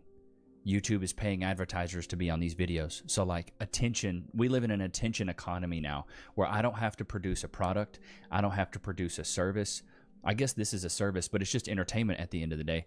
So now all it is it's attention itself that we can monetize on, which is what they do with children. And they pump ads in front of them. And it's a very dangerous recipe, dude. You've probably at some point in your life heard the statistic that humans have a shorter attention span than goldfish. Well, that statistic is complete phooey. I poo-poo that statistic. It's not right. As it turns out, that statistic is completely and fully made up, allegedly. It actually came from a Microsoft report that cited a website called Statistic Brain, which cited no actual research. Multiple journalists have tried to trace the source and found nothing. Also, maybe this is just me, and again, my silly little dumb goofy brain, but do we actually have a way to accurately measure a goldfish's attention span? Like, is that something we can do? Because as far as I know, goldfish aren't really known for filling out surveys. Well, and then also, chat, put a 1 in the chat if you agree. I think some people are geared for school, and I think some people just aren't geared for school. I just think some people do well in school, and some people don't. Like, chat, were you good at school? I was not. Cass excelled at school. She became a nurse. She got straight A's. She was the top 10% of her class. I was in the bottom 25%. Stupid. I was not smart. Schoolwork and academia wasn't my forte. I was good at words. English I was good at. I was good at poetry, which is why maybe I'm able to come up with the quotes I come up with, but I wasn't really good at math. I wasn't good at science. I wasn't good at history. I couldn't remember a bunch of historical facts that I felt like just didn't matter to me. I know some guys are really like history buffs. I was big into self-help and like memorizing things that would help me, or memorizing quotes that would keep me away from doing the same mistake again. Those are the things that I really gravitated towards. So like, I just think some people are good at school, and I think some people aren't good at school. Is short form content trains, novelty scanning, dopamine seeking, rapid context switching, the ability to process surface level information very quickly and then move on to the next thing. And I mean, I guess in some kind of way, these maybe could be useful skills. I mean, I can't think of anything off the top of my head where a person with a 3.27 second long attention span would be beneficial. I can't think of a single thing like that, but I'm sure there is something. There's something out there, like taking out the trash, maybe. Maybe they're good at that. I don't know. So I'm not saying that those things are completely useless, even though I haven't found something that says the opposite. But what I am saying is that process, those things you learn, are completely different than what you get from reading. Basically, we trained kids on 15-second long brain rot videos and then handed them Frankenstein. And the data actually backs this up. Common Sense Media reports that tweens now spend an average of 5.5 hours a day on screens for entertainment. And teens, they spend over 8 hours a day on screens for entertainment. Meanwhile, the percentage of students who wrote long answers more than 5 times a year decreased between 2022 and 2024. Wait. So 5 hours a day on screens? That's insane. That's insane. 5 hours a day on screens. Bro. That's like a half of a full workday. That's crazy. All right, let's switch gears here. This is absolutely wild. I've got the full video tagged if you want to go watch it. It's from Sono Jordan. He does some pretty cool topics, dude. I like that guy. So, all right, let's see here. Oh, my, wow. I got some stuff bookmarked. I always like the new website came out. Check her body count. A website called Check Her Body Count receives backlash from women. Shocker. You guys wouldn't want us to check that, huh? Cooch facts. Here's a graph that I found extremely alarming. So this basically shows we weren't spending money on. So this is like boomers saying we weren't spending money on $1,000 smartphones or $8 coffees. Your generation is just too dadgum soft. So in 1985, it's showing you this graph, and then just watch the disparity in the rent price and the household income over the years. Yeah, and they wonder why we can't buy homes. My mom was able to buy a home when she worked at the Paris News, dude. I wasn't able to buy a home until I got like a cush corporate gig making $130K a year, and then Cass was also a nurse. And then we bought a home that was $200,000, which I was like, okay, that's not that much money, right? $200,000 in the grand scheme of things, right? But I still had to be able to put down $10,000 liquid just to even get into it. You know, and then the upkeep of having a house. Dude, a lot goes into it. You left me at my darkest hours. That's a problem for me. You didn't even have a conversation with me. You didn't sit me down and be like, yo, if you don't get your shit together, I'm leaving you. When you say he wasn't talking to you, you probably wasn't listening because you're too busy running your mouth. A lot of women don't realize. Men be telling you for so long. Women always say, what's wrong with you? And then when we say it back, all y'all hear is wah, wah, wah, wah, wah. Y'all don't really hear us. That's why y'all don't help us with our problems. That's why it's hard for us to express what we're going through, because I'll say, hey, yo, today was a bad day and I was so long at work. Oh, that's good, baby. It's just on to your problem. Yeah, true. 100%. Yeah. I always say don't tell your women, or don't tell your girl too many problems, or don't tell women your problems in general, because they will weaponize your vulnerabilities. So you got to really be careful about this. I saw this clip and good Lord, this girl's an idiot. Stupid. I don't think that you're being more respected by privatizing your sexuality to a husband or a boyfriend. Okay. I don't think that you're being more respected by privatizing your sexuality to a husband or a boyfriend than you are by making it publicly available, right? Like, I think we create this false idea that like your husband is someone who's more likely to respect you than the public eye. So for instance, even the most ardent feminist who's anti-sex work, they would look at a woman who perhaps like her husband buys her lingerie because he finds it sexy. She puts it on. She feels sexy in it because he finds her sexy in it. And they wouldn't say there's anything wrong with that, even though technically she's appealing to the male gaze and she's finding herself sexy because he finds her sexy. We wouldn't see something wrong with that, right? But suddenly, if let's say we take that same scenario, we take away the husband, we put her in front of like a stadium full of men. Now she finds it sexy. We're much more likely to intellectually scrutinize this situation and say, well, is she doing this out of her own volition, or is she doing it because there's coercive factors at play, right? And I think that's an right? No. unfair assumption because you're actually more. It's an unfair assumption. You're a runner, dude. She's a runner, she's a track star. Your sexuality is supposed to be private and exclusive to one man, not every man. Likely to be coerced into sexual acts by your husband. Like women who report being sexually coerced into violent sexual acts reported that it was from their boyfriend or their husband. There's a reason that pimps, their most popular coercion method is the lover boy method, because pimps realize that there's nothing more effective than getting a woman to say yes to you than playing boyfriend or playing husband, right? I don't like the idea that we just assume that sexualizing yourself publicly is just imbued with a lot more disrespect, or you're disrespecting yourself, or more likely to be doing it out of survival and coercion than you are sexualizing yourself for your boyfriend and your husband, when statistics tend to show the exact opposite. Good Lord. Stupid. The word salad was crazy with this one. Yeah, and the thing is are you coercing someone if you're in a relationship with them and you're married to them? Now, I can understand circumstances where maybe somebody's not in the mood, but dude, if you're married to that person, you've pretty much consented that you're going to be with them. You have to go through paperwork. You got to go through the whole song and dance. It's not just like, oh, I was coerced. You're a grown-up, right? Some of the comments, I never had to coerce my partners into sex. It's always mutual. To be honest, I don't even know how y'all stay in a relationship with someone who has to be convinced the moment that something's off. She's completely taken intimacy out of the equation, like 100% taken out. Yes, partners are most likely to be the grape-ist. However, they are not most likely to grape, right? When you have to use soft language like sex work instead of prostitution. The compartmentalization here is gross. Extended effort from one individual is objectively greater than 5 minutes from thousands of individuals in terms of appreciation. Comparing toxic extent of monogamy with despaired commodification with no contact or intimacy is pathological. Good Lord, that was a word salad. I'm surprised I could even read that. I have somebody said, I have a solution. All men should leave women alone. Stop interacting with women. Stop looking at women. Stop dating and marrying women. Let's see what happens. My whole thing is, dude, with this Farah Khalidi is it's just coping. It's a huge cope, a massive cope. Basically saying that like it's okay for 1,000 men to look at your naked body, but if your husband's looking at your naked body, it's a problem.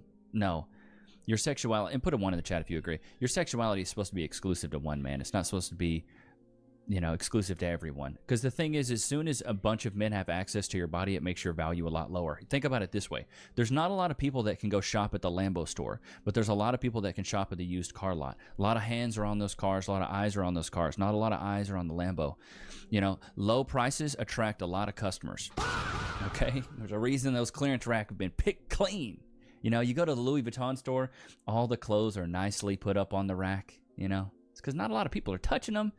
There's a small class of people that can actually afford a $1,000 shirt, and I'm not one of them. But you go to Ross, into the sale rack at Ross, boy, there's shirts hanging off the freaking hangers, shirts on the floor. It's because everybody has them. Low prices attract a lot of customers, and so that's pretty much my whole thing on that.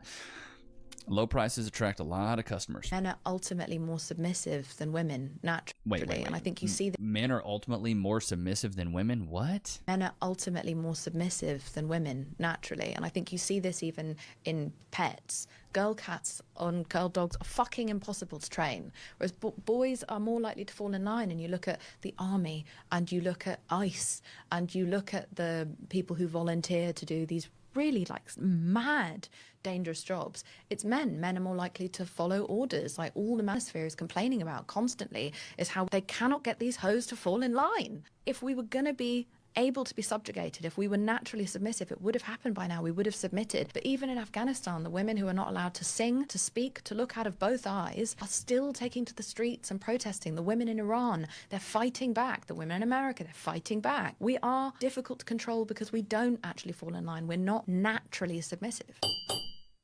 Good Lord. A feminine trait is being submissive. Feminine women typically, and see, that's just a masculine woman. A defiant woman is typically masculine. A feminine woman is typically submissive. That's also why women don't want to be on the front lines. And then it's not that men are more submissive, it's that men understand hierarchy and men respect rank more than women do. Women are more egalitarian, so they think, we're all equal, it's okay, don't worry about it, we're all just so equal, it's all right, don't even... No, that's not the case. Men respect hierarchy and understand, all right, I got a lieutenant and I got a general above me, I got a sergeant. I'm a peon in this game of chess, and I'm a pawn in this game of chess, and I'm going to move accordingly so I can respect the hierarchy. Whereas women are just defiant and they want to all be equal. They like, well, I don't want her above me and I don't want this. It's because they're emotional. It's because they're children. Feminine women are submissive. Masculine women are not. They're not at all. Masculine women are very much so, very defiant and hard to deal with and are heterotic. Jesus. What century are we in? 2000, not the 20th century, the 2026. Yeah, 20th century.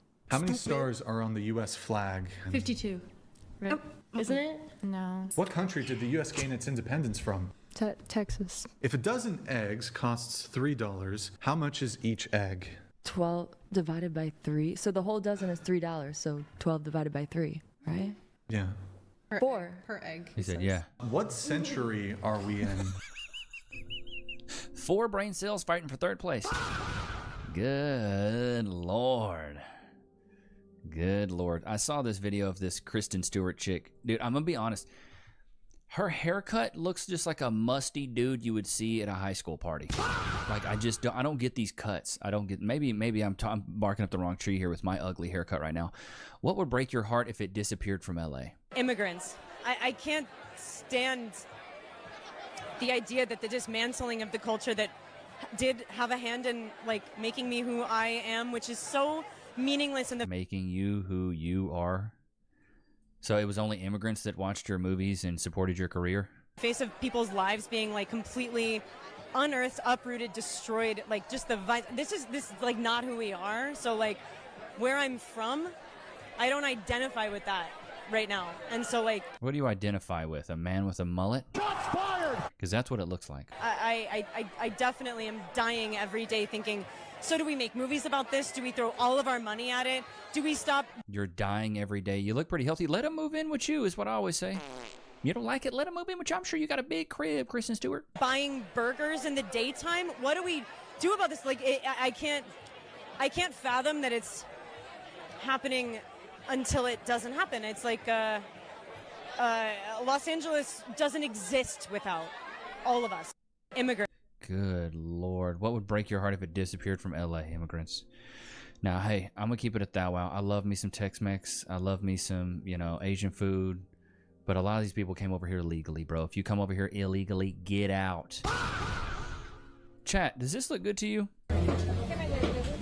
These BBLs killing y'all. And the thighs don't match. Well, these BBLs killing y'all. God. Doctor should be sued. Looking like a diaper full of poo. Oh my God. I had to see it, so you have to as well, chat. I'm sorry. Oh, what does this chick have to say? Here we go. Big back. Oh, sorry, here we go. You really are a fat bastard. You can't even say good morning anymore. You can't even say good morning anymore. You can't say, oh, how's your day going? How are ya? Good morning. No. I said good morning to the delivery man on my street, and you know what he said? He said, thanks. You're very pretty. Can I get your number? No. I'll take things that never happened for 200. No. Just say thank you. Ain't nobody saying you're really pretty. Just say thank you. I'll take things that never happened for 700 Trebek. That is unreal. Absolutely unreal. What does this chick say? 6 months of Hinge dates. Good Lord. She's a runner, she's a track star. Can we get some bop lores in the chat? I just love it when a woman tells her bop lore. First with Rom. Hinge date with Jonathan. It's the eyes, boo-boo. It's always the eyes. First date with Jesse. First date with Ranjit. First date with Anand. Second date with Anand. First date with Ryan. First date with Austin. To a date with Matthew. First date. First date with George. First date with Gareth. Date 2 with a sunburn with George. First date with Mike. First date with... Do these women ever realize that they're the problem? Gotcha, bitch! Henry. First date with Eric. First date with Jason. First date with Sam. First date with Kyle. Second date with Sam. Okay, little hiatus, but I'm back. First date with Aaron. First date with Brian. First date with Billy. First date with Michael. First date. Good Lord, 6 months. She's a runner, she's a track star. I can just see the mileage. It's always in the eyes. What do you guys say? It's in the eyes, Chico. It's in the eyes. Ain't that right, Looks? Let's get you a little treaticles. Free. Sit. Shake. Wait. Free. Good boy. Chat, let me know. Put a 1 in the chat if you kind of like the format here, where I cover a video like the first 20 minutes, and then the last 10 minutes, I just kind of free ball. You guys know what free balling is.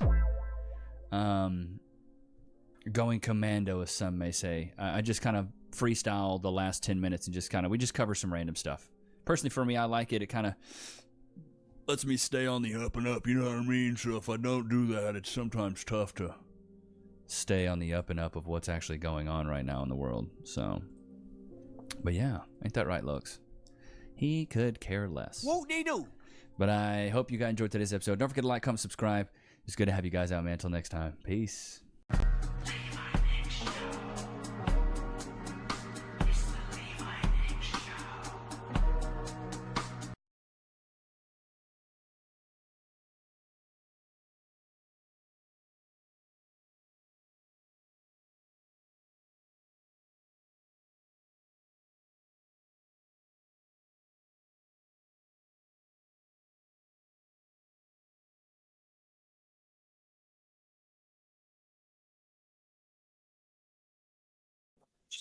You are Juan Jose Serna. Mr. Serna, you now stand charged yet again with burglary of a motor vehicle.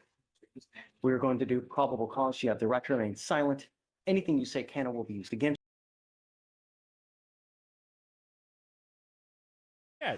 I just haven't been able to stop playing Midnight. It's just been so much fun leveling up and doing all the quests and exploring Silver Moon and looking at all the nooks and crannies and all the cool quests that you can do at midnight right now. If you get the early access. By the way, YouTube, listen to me, YouTube. Yeah? Before you click off the video, please listen. Please just watch the video. Please, YouTube, just leave a comment, okay, and like the video, please, YouTube. Give the WoW content a chance, okay? Just please. I know it's not spiking your cortisol levels talking about politics, but please just give WoW a chance. I swear you'll like it. I swear to God you'll like it. Please. It seems like a lot of people are positive about it. Yeah, I'm reading it. They hate it? Really? I spent 3 hours reading the comments. They hate it. Oh no. Why? Why do they hate it? I don't. One, because it's not on your main channel. Two, because you don't have the donation bar, and three, because you're not playing streaming motherfuckers. You're lying about that. Those are the things that you wanted me to do. See if we can. You're literally making that up. You're just you're making this up.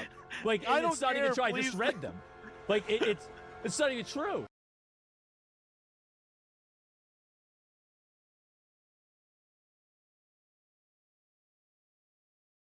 Paramount? Yeah, here it is. Paramount has won the bidding war for Warner Brothers. After Netflix withdrew, saying that the deal was no longer financially attractive, Paramount will now own the...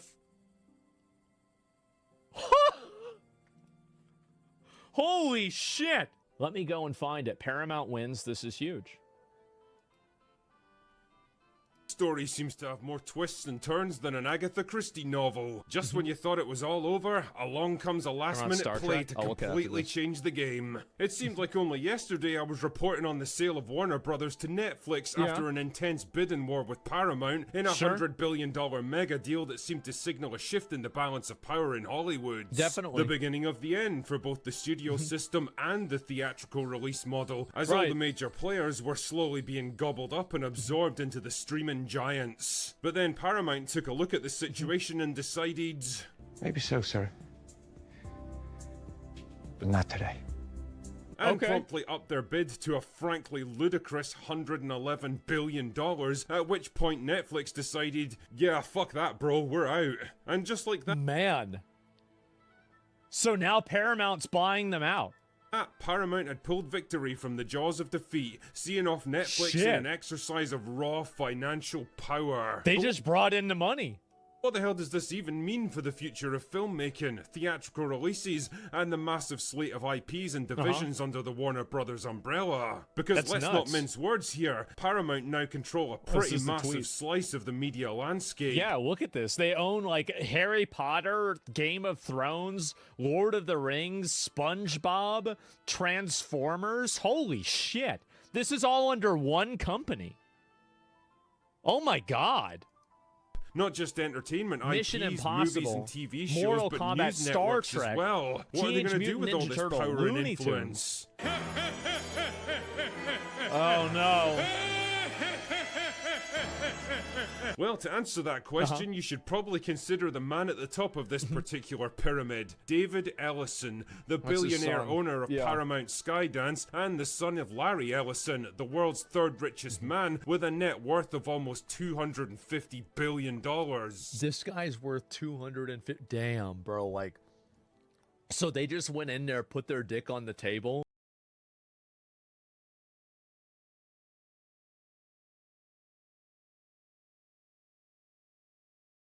And they just bought out Warner Brothers.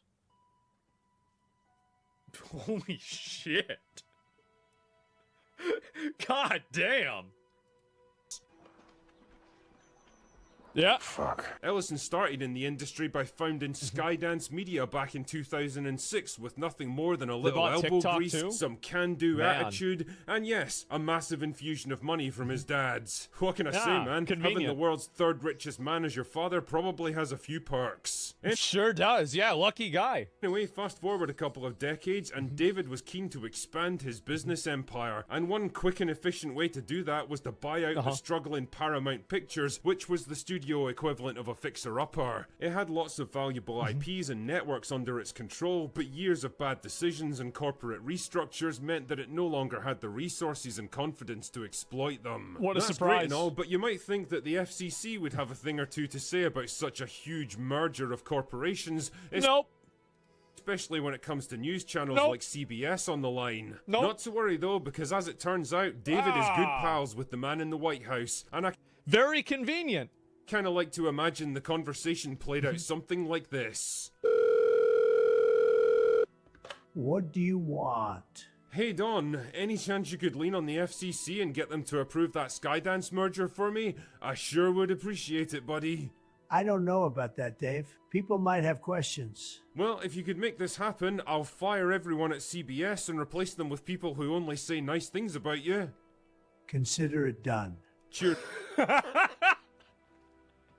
It's that easy, bro. And so approval was granted and the deal went ahead. Paramount became Paramount Skydance and David set his sights on his next target, Warner Brothers. Another studio with a shitload of potential and a ton of IPs that it's mostly too stupid or too incompetent to properly exploit. And funnily enough, another news network in need of, reconfiguring. Wait, so CNN got bought out by these guys then? Wait a minute, so CNN is under this umbrella? Oh my god, wait. So it's Jesus Christ. DC, CNN, Cartoon Network, Nickelodeon, MTV, Comedy Central, Harry Potter, DC Comics, Game of Thrones, Lord of the Rings, Transformers, Mission Impossible, Star Trek, Teenage Mutant Ninja Turtles, Dora the oh my god. They just bought the whole thing. Jesus. The Chud News Network. Finally. Ahoy there? Don, it's me again. Listen, you know how you pulled some strings at the FCC for that Paramount merger? Well, I could use your help again. I'm buying Warner Brothers this time. I don't know if I can do this a second time, Dave. They have CNN. we've got a deal. The upshot of all the oh wow, it was easy. This is that I wouldn't expect too many regulatory hurdles for this particular deal. And if you happen to be a big fan of CNN, you'll be seeing a lot of changes around here. But what, man, so CNN in 1 year has gone from just being like a terrible, like, so basically CNN has crashed out so hard, they now have basically a partnership with a gambling company, which is Kalshi, and then now they're being sold to a company. Oh, dude, it's so over. What does it mean for the entertainment side of things, which is what we're really interested in here? Well, based on Ellison's previous work as a producer for Skydance, it's not difficult to see where his creative sensibilities lie. Yeah. He's very much an action guy, with a heavy lean-in towards male-driven properties with traditional heroes, and how can I put this? I don't think he's exactly a big fan of the message. Uh-oh. In fact, considering Paramount Plus is rapidly turning into the Taylor Sheridan network, I think it's fair to say this guy sees Middle America for what it is, a potentially huge market that's been badly neglected in recent years, mostly by people who absolutely hate them. Imagine for a moment. That's probably true, yeah. If there was a network that catered to their interests. What? Now, as you can probably surmise, the prospect of a multi-billionaire with conservative leanings merging two of the biggest... Yeah, I mean, honestly, like, if it, this is my outlook for it, right? Is it a good thing that there's a consolidation of all of the media companies under one group of people? No. But I'd rather it be under a group of people that I would slightly more agree with. Studios in Hollywood together under his personal control went down about as well. Yeah, there's not going to be any more gay people in these movies, guys. It's over. Expected with the usual crowds. Oh dear, it's a bit scary when you don't have an absolute stranglehold on modern culture and have to compete with... See, this is the reason why they get mad. Other creatives that don't share your particular worldview, isn't it? Pass me the world's smallest violin, will you? I mean, considering Ellison owns Paramount already, his first order of business should have been to nuke Kurtzman Trek from orbit, decanonize every show they've ever sharted out into the world, and have the entire secret hideout team forcibly escorted out of the building. That's what they should do, honestly. Like, really, like, if they shut down some of these, like, annoying woke shows, and they said, listen, guys, nope, and that was it, I honestly think that they would gain so much support, it would be insane.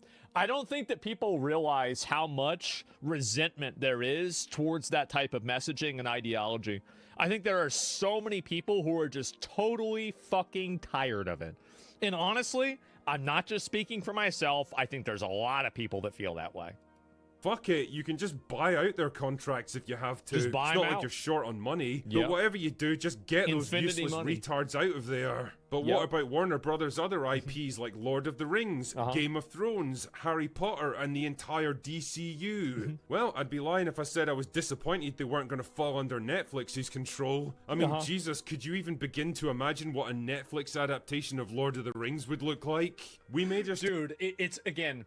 We are so lucky that Lord of the Rings was made in a time before putting a political message inside of every piece of media was mandatory. We are so insanely lucky that we missed only like 5 or 10 years. And that's it. And you can still go back and you can still watch those movies and they're just as good as they were back then. Dodged the biggest bullet in entertainment history. Wouldn't get too comfortable in that Warner Brothers office if I were you, James. Yeah. That being said, I'm not going to pretend that this is an ideal outcome by any stretch, and I don't particularly love the idea. It's always better for your side to win than the other side. Even though, you know, you could say your side winning isn't always the best thing. Of independence. It's the lesser of two evils. Studios merging together into homogenous mega corporations because let's be honest, it's bad for competition and bad for creativity. But on the other hand, if ever there was a definitive signal that the age of identity politics and the message has come to an end in Hollywood, I think this just might be it. The great experiment that's decimated pop culture for the past decade is well and truly over. I don't know if it's over yet, but it will be over. And I think that it will truly be over when you have all of the artists and other types of creative people that get replaced by AI. Because once they get replaced totally by AI, or not totally, but like almost totally, then you're going to have studios that don't have to capitulate and deal with them at all. Because one of the big reasons why these studios have to deal with these people and why they have these messages and stories is because they have to hire people that think like this, because that's the majority of the way the education system generates them. You're wrong? No, I think that's it. It's a huge factor. Fucking riddance. The only question now is, when can the age of rebuilding begin? I think it already is. Anyway, that's all I've got for today. Yep. Go away now. No, I mean, this is a great video. I'll link it to you guys. It just came out, so make sure to give it a like and give it a watch, right? I think that's great. And 100% give him a sub. I watch Critical Drinker all the time. I think he's totally right about a lot of this stuff, and I'm happy to see it. I'm very happy to see it.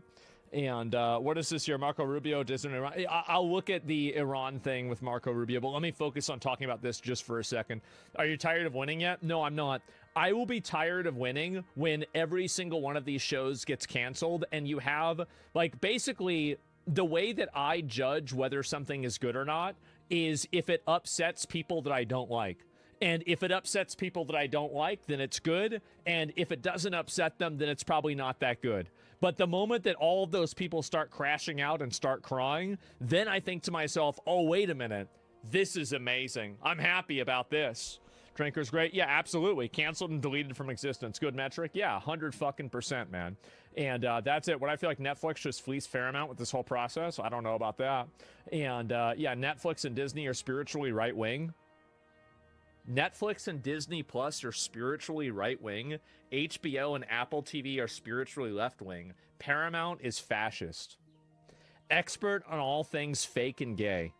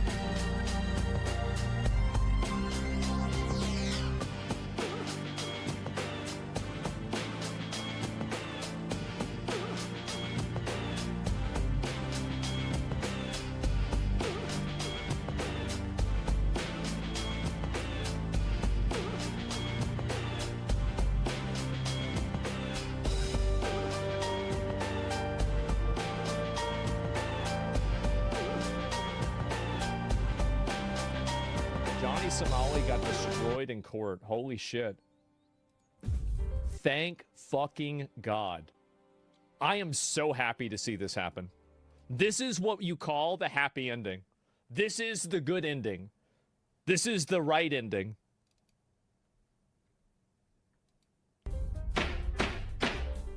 Johnny Somali, a.k.a. Ramzi Khalid Ismail, was absolutely crushed today in court, and we have massive consequences as the FAFO hits. We're going to get into that today on Legal Mindset. We teach you to be your own judge. I'm How about that? American attorney over here in Asia, and this is a Fast Facts video, the quick and dirty version of the latest in legal news. And of course, we've been following the Johnny Somali trial from the beginning and giving you the you've got to understand that a person like this is like really not that much. Like, these people are functional animals. They act like animals. They have no impulse control. They have no emotional regulation. Honestly, you could train a dog better than you could probably train Johnny Somali. So when you see a person acting out like this, really, it's not even in a case their fault. It's just the way that they are. It's just bad crazy bad spawn RNG. Real narrative, the real facts, the real consequences on what's going down in Korea for Johnny Somali. And we are at the end here. We indeed had a massive hearing today that actually had a little bit of a twist, which we'll get into and get into the details here. So today's hearing, we thought, was just going to be involving modifying the indictment. Isn't it crazy that like Johnny Somali was like the unspoken harbinger of the Minnesota fraud? Like, we didn't even realize that there was a connection at all until, and like, this is the type of thing where like all the pieces of the web come together and make the full picture. Can you believe that? Potentially either, modifying the deepfakes, adding charges, maybe doing something else like that. But what they threw in was they added in closing arguments. Typically that is done on a different day, but they allowed those closing arguments to proceed today. So we actually have an update on Johnny Somali's closing argument and his whole spiel, his last attempt to make his defense, which failed miserably. What a surprise. We had the Somali conviction team present there, taking notes, taking transcripts, so we have very good details there. He blamed it on South Korean culture? Yeah, of course he did. Hank in the courtroom. This is the second time that Hank has not been there in the courtroom with Ramzi Khalid That was Ismail. his friend. Johnny Somali, a.k.a. Ramzi Khalid Ismail, RKI, made a very bad argument in terms of his closing argument. That was no way received. Everybody in the court was shocked by the fact that he was making these statements and going this angle with his closing argument. He's just a retard. Even the That's judge what retards do. had a visible bad reaction to what he was doing. The prosecution also gave the recommended punishment, and it is way worse than most people would have expected. And actually has some real consequences for him, even in the United States. So we're going to talk about that as well. So let's jump right into it, guys. In case you don't know, Ramzi, look at all of these charges. Holy shit. Ismail is facing 8 different charges. That's 4 obstruction of business, 2 minor offenses acts, Jesus. And 2 deepfakes. Look at this guy. He's been trying to get rid of this deepfake with Jungman and also the one with Bongbong, trying to kind of knock both of those things off because that's stuff that carries serious. It's illegal in South Korea to make deepfakes of people without their consent. And he did that, and he had one of like making out with this girl, and this is like super illegal over there. Prison time. That's what happened. That's the thing where you can't wiggle out with a fine. Yeah. And because of that, he's already guilty on all these other counts. He already pled guilty to all these accounts, but he's fighting these 2. He was really banking on today being a day where they drop those deepfakes because these deepfakes. And look at this here: rotting fish harassment, disrupting bus system, North Korean propaganda, disrupting 7-Eleven, twerking on a bus. Bro, what a fucking what an animal. Oh my God. Prison time, mandatory recommendations. It's crazy. And he's got 2 of them on his count. They had this motion to modify the indictment, and they filed this days ago. I kept that under wraps because I wanted to see where this went and how this played out. Obviously, if there was a modification, we wanted to be able to explain it. So today we found out during the hearing what that was. Okay. RKI was hoping this was going to be the deepfakes drop. They were going to get rid of the Jungmann deepfake because he had a quote-unquote unofficial settlement with Jungmann. But mind you, in the Korean system, the prosecutors have all of the authority as to whether or not a charge is dropped. Yeah, it's like a charge against the state or against society, not against that person necessarily. So even if that person forgives you, my understanding of it is that, like, I mean, this is the way the legal system works. You still have to go through the process the same as anything else. What they do with the charge. It's not like you can just undo that by saying that the person doesn't care. So even if you receive a settlement with a victim saying, hey, or somebody else, the other Same party as domestic there, in the U.S. because Exactly. these people, Jungmann and RKI, both showed the deepfake, and the deepfake was of Jungmann and Hank making out naked. That's what very definitely fits the deepfake statute just to a T. But the prosecution did not drop the charges. In fact, they did not even mitigate the charge. All they did was update a table of contents and update dates and times of some of the crimes, including some of the deepfakes. They did updated not those fucking to matter. be correct. So I all love they it. did was issue corrections to dates and times. So this is a massive, massive loss for RKI. Mega as L. his whole case Omega was banking L. on getting rid of these deepfakes. So let's jump into his closing argument. What did he say? And this is the words of Johnny Somali, aka Ramsey Kalidas. Oh God. Oh no, here we go. I'm going to break it down and then we're going to do some analysis. So Ramsey said, I sincerely apologize for my actions in Korea. I express remorse for the incident for which I was charged. I have been held captive here in Korea. Held captive. Oh no. For a year and a half, during which He's time the I victim. committed no crimes. That, by the way, I'm going to It's not even true. there. That's very debatable, as he's got other pending stuff being investigated that's criminal activity he would potentially commit. These people can't stop. Like, they can't follow rules. They just can't do it. The only way you can deal with a person like this is to just institutionalize them and put them in a box, and that's it. Like, this is one of the problems. Like, a lot of people in, like, Western culture and, like, civilized society don't like this reality, is that some people are just functional animals. And the only way that you can deal with them is by removing their impact on the rest of the world. That's it. He says, I learned to integrate into society during that time. Nothing else is ever going to work. I did some foolish things under the influence of alcohol, and I realized the consequences. I sincerely apologize for this. Having been born and raised in the United States, I did not realize how serious the consequences of the actions were, which would not be considered criminal in the U.S. and could be in Korea. I'm going to pause there. This statement and this framing, being sorry, not for what you really did, but sorry for the consequences. Yeah. This is very similar to when he said, I'm sorry this offends your honor in his previous apology about the comfort woman statute. It's not actually his actions he feels remorseful for, but their the fact that response. there are consequences for his actions. Let's continue. I reached an agreement with Lee Jung-chuk, that's Jungmann, regarding the 2 deepfakes. That's actually false. He only received a settlement regarding one. The other was with Bong Bong. He doesn't have a settlement with her. And he no longer seeks punishment. Bong Bong made it clear in court that she was unaware distributing deepfake videos was a crime and initially viewed them as not sexual content, but funny images. If she, a Korean, did not recognize the same act as a crime, how could he, an American, have known it was? When I asked Oh, God, bro. Like, this is like an 11th grader, man. Who comes up with this?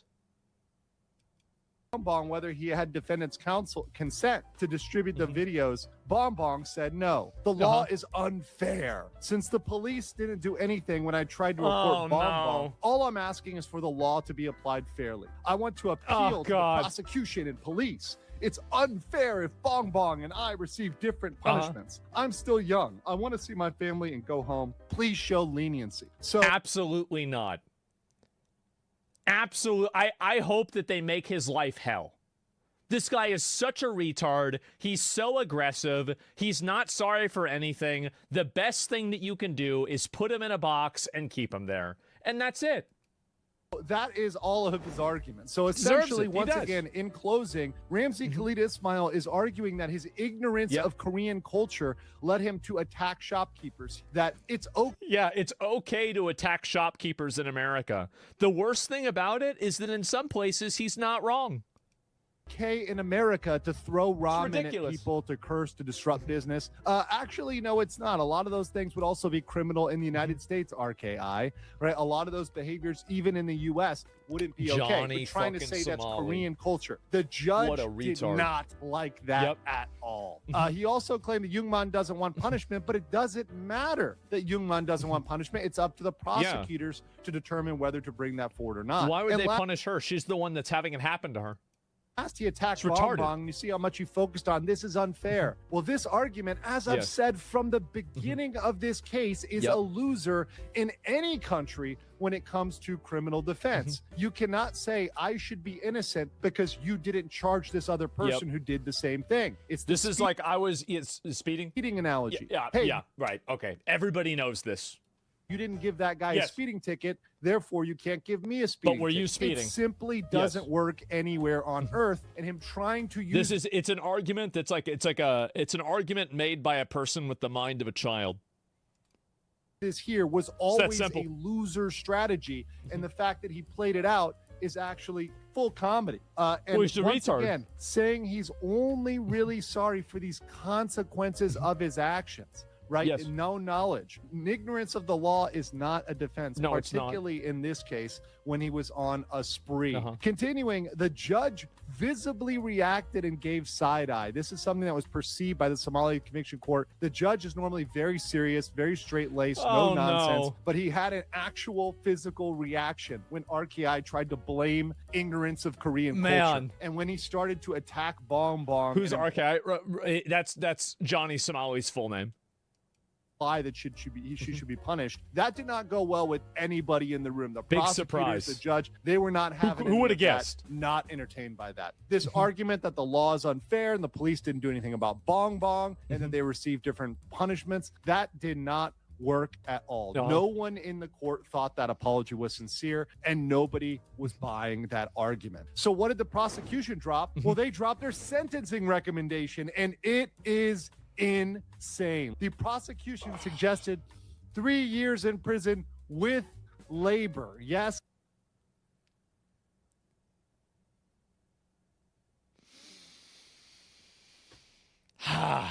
Man, it's finally happening. See, I've been asking for this for a while, and South Korea's doing it. See, this is what we need to do. We got to do this same thing. Ladies and gentlemen, labor. A fine of 150,000 Korean won, which is the maximum. Like if they could give more, like they probably would give more. And sex offender registration. That is a bombshell, one of the biggest bombshells today. 3 years. Is sex offender registration. This The doesn't court include is the very deepfake likely charges? to adopt the prosecution's recommendation. Oh my Or God. only give a little bit below. So 2 to 3 years, very reasonable to say. You know, they recommended 3, maybe they give 2. Very reasonable to predict that. Yeah, the sure. fine, registration, that's the very, very likely ruling that's going to come up during sentencing, which will be the next hearing. Forced labor, you love this shit? See, this is, I told y'all, like, this is the way you handle these people. You do. His 2 smartphones are also forfeited. He is not going to get those back. He lost his And phone. as part of That's what being you a get. registered sex offender, his labor will only be with other prisoners, right? So likely he is going to get factory labor job or prison toilets because he is not going to be allowed as a sex offender in Korea to interact with normal people. And that is probably the best for normal human beings in Korea. So to he not- can't even pick cabbages? It says cabbage picking outside, maybe off the table. No. You can't even pick cabbages. Not have to interact with Ramsey Clint Ismail, Johnny Somali. So cabbage picking, unfortunately, I know we have our lovely cabbages for cabbage you. plushie here coming soon. Oh, God. But cabbage picking may be too good for him because that would actually involve him working with other people. Oh, you can't They're have that also happen. required to make a public disclosure, let everybody know about his sex offender status, and also put him on a mandatory sex offender treatment. So that's all part of the recommendation there. Jesus, bro, this guy's getting wrecked. So also, as a registered Korean sex offender, RKI, and this is the U.S. law where I Yeah. come in, may be required to register as a U.S. sex offender under federal law. Because if he's from another Now, country, this right? is interesting because convictions under the laws of any foreign country Oh, my God. require you to register. as long as that conviction was fair and had due process. Yeah, sure. South Korea meets this standard. He went through a lot of due process. This is considered fair by U.S. law. So South Korea is considered a fair country. It's not North Korea. It's not some sort of, kangaroo other country court. like Cuba or something like that that's going to have unfair political law. Other Kangaroo country court. like Cuba or something like that that's going to have unfair political laws, etc. Because South Korea would meet that standard. So, dude, imagine being such a retard you can't even pick cabbages. Like, I mean, really. Think about how bad you have to be for that. You're not even allowed to pick a cabbage. He's required to register upon 3 days of entering the U.S. Jesus. So he must register in any U.S. jurisdiction where he resides, works, or attends school. Failure to register in the U.S. can carry a 10-year jail sentence. So that is waiting for him after he gets out of jail in South Korea. So it could be even worse. Massive Oh, W. I love this. The next trial date This is and beautiful. sentencing is set for April 15, 2026. So he's got 2 more months. He's got to deal with this. And now this is very funny. The God. judge asked him, hey, do you want to be sentenced quickly? And Johnny Somali said, yes, I would like to be sentenced quickly. And essentially ignored his wish in a little F you to Somali, ignored that and normal Do procedure. you want it? Okay, well, you're not going to get it. Which is setting the sentencing 2 weeks after closing arguments. Yeah. These were closing arguments. 2 weeks after would still be this April would be 15th, early March or tax mid-March. day. No, we're going to put it in April 15th. So they set it for 2 months instead. So even on the way out, it looks bad for Johnny Somali. This They're is a tired of total his ass, loss man. for Cabbage Boy. I want to know what you guys think in the Boy. comments below, and I'll catch you on the next. Oh my fucking God. This is beautiful. I can't believe this even happened. I mean, really, like, this is a total blowout. And now they're going to make him work out in a factory cleaning toilets for 2 years of mandatory labor. This is fucking beautiful. Here, I'll link you guys the video. I love this so much. Yeah, see, this is the way these people need to be treated. This is the way you need to deal with them. 3 years, we said it'll probably go down to 2. But maybe you're right. Good things still happen, fortunately. Exactly. I am so happy to see this. Again, whatever we can do, whatever anybody can do to take a person like this and get them out of civilized fucking society, the world will be a better place. And it's that simple, man. What are the chances he'll act up in that time? The problem with people like Johnny Somali, as I said, is they have no impulse control. They can't behave or do anything that makes any bit of sense or act in their own best interest. And this is the big problem that a lot of people don't really understand, right? Is that they don't see how problematic this stuff actually is. They have no idea how bad it is. They're straight up animals. They are. And so the best thing that you can do for everybody is to just get them out of the ecosystem as much as fucking possible. So I'm glad to see that. Obviously, you know, we'll have to wait and see how things go. But April 15th will be a very big day, right? I mean, I think that'll be an insane day.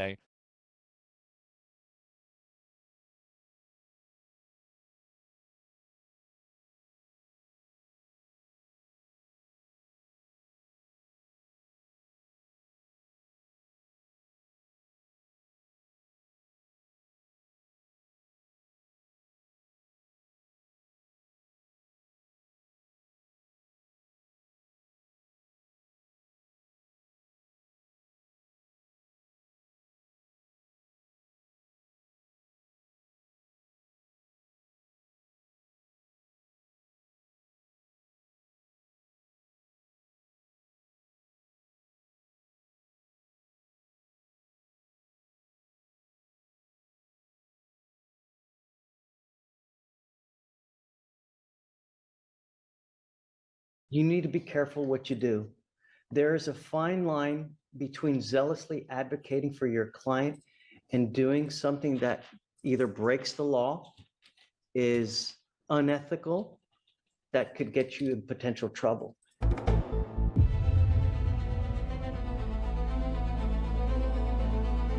On September 14, 2024, Cesar Moises Capriel Perez was arrested for a DWI offense, and he was charged in the Harris County Criminal Court in Houston, Texas, the following day. On November 26, 2024, Mr. Moises Perez posted $1,000 in bail and was released. However, on December 4th, 2024, a so-called bond condition violation report was filed, indicating that Mr. Moises Perez was in violation of the court-ordered conditions of his bail by failing to install an ignition interlock device in his vehicle and failing to report to Harris County Pretrial Services, the government department that's responsible for monitoring defendants released on bond. A bond forfeiture hearing was scheduled for December 10th, 2024 in the courtroom of Judge David Fleischer, where Mr. Moises Perez was represented by appointed public defender Noah Feldman. Good morning, Judge.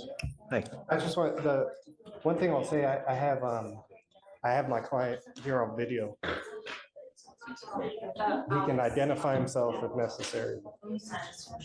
I'm gonna just put my camera on. So This is a first for me. It's a first for the ICE supervisor I just spoke to as well. Wow. This is, I mean, wow. I don't. Mr. Feldman, that's some good work, man. I'm Great an job. immigration attorney, Judge. So I mean, and I'm a salaried employee. Yeah. Really, great job. Order in the court, going on the record. So, Mr. Feldman, what's the last name again? This is Cesar Moises Capriel Perez. Okay. You requested this hearing, so I'm going to let you start. Okay, Judge. Well, before I start, I have 10 exhibits. I sent it to the chief last night, and I believe she forwarded it to Ms. Saba. I moved to admit those exhibits, tender them to the state for any objection. And Your Honor, we would need significant time to look over these because we haven't been able to do so since they were. Yeah, I have 10 exhibits. It's quite a bit. Judge, I get. if I may. The first exhibit is the ICE detainer. It was in Harris County possession. The second exhibit is the magistrate order in which the state requested an $1,000 bond, which my client posted. The third exhibit is basically an ICE form you can get off the internet. It's a stay of removal form that ICE allows people with final orders of removal to apply for stays of removal that allow them to stay in the country for a limited time and limited purpose. Is this his or is this just a generic? Generic. Yeah, okay. Exhibit 4 is going to be just proof that he's in ICE custody. Exhibit 5 is the bond condition violation report. Exhibit 6 is from the DA portal, just showing the release time from the jail to prove that he was released to ICE. Exhibit 7 is the cash bond that defendant's wife posted. Exhibit 8, to be honest, is unnecessary. Okay. Could withdraw Exhibit 8. Exhibit 9 is a sample order of supervision you can get off the internet. It's just standard ICE form. And Exhibit 10 are this court's procedures that are available on its website about failure to appear and non-appearance. Those are the 10 exhibits. So for purposes of the defendant, so record, I want to make it clear that Mr. Feldman has his computer and it looks like I can see the defendant there and it looks like he can look at us as well, but there's no translator. So does he understand what's going on? That is correct, Judge. I do not believe he understands what is going on. So now state, how do you respond to the exhibits? Judge, I did not get these exhibits until my chief forwarded them to me while I was in docket today, earlier this morning. I'm going to need time to review these. I'm not an immigration attorney, so I'm unfamiliar with these documents. I would ask for at least a day just to, or I mean, if you don't want to roll it to tomorrow, just like an hour or so I can read through it. Sure, of course. I spoke to the ICE supervisor, Judge, the one handling his ICE case. His name is Jeff Hudson. I relayed defense's requests for an order of supervision, and the officer said, he declined the request. He said that there would be no way that they would release defendant given that he is a flight risk and his assault charge makes him a community risk as well.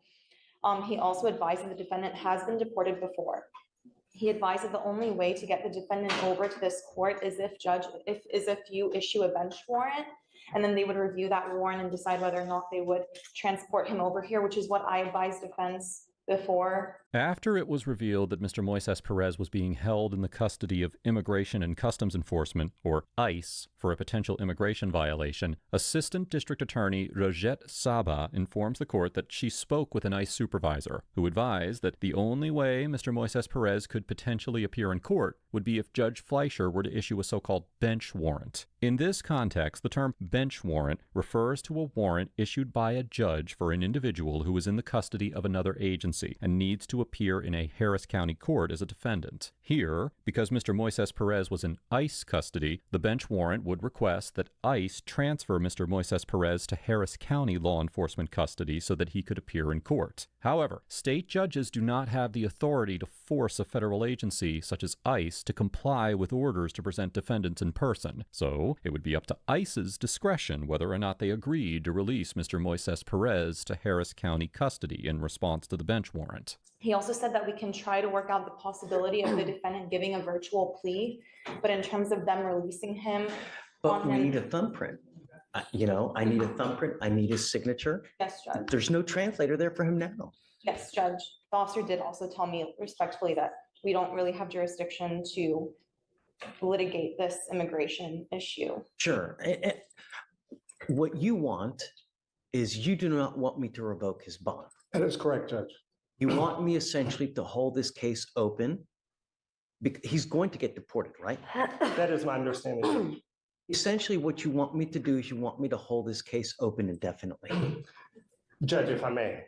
Okay. Look, to me, for this court to revoke its bond based on these circumstances, I'd like to constitutionalize the objection. I think it would be, a violation of equal protection, procedural due process. I think it would be a violation of Section 11 of the Texas Constitution, which say that all prisoners shall be bailable.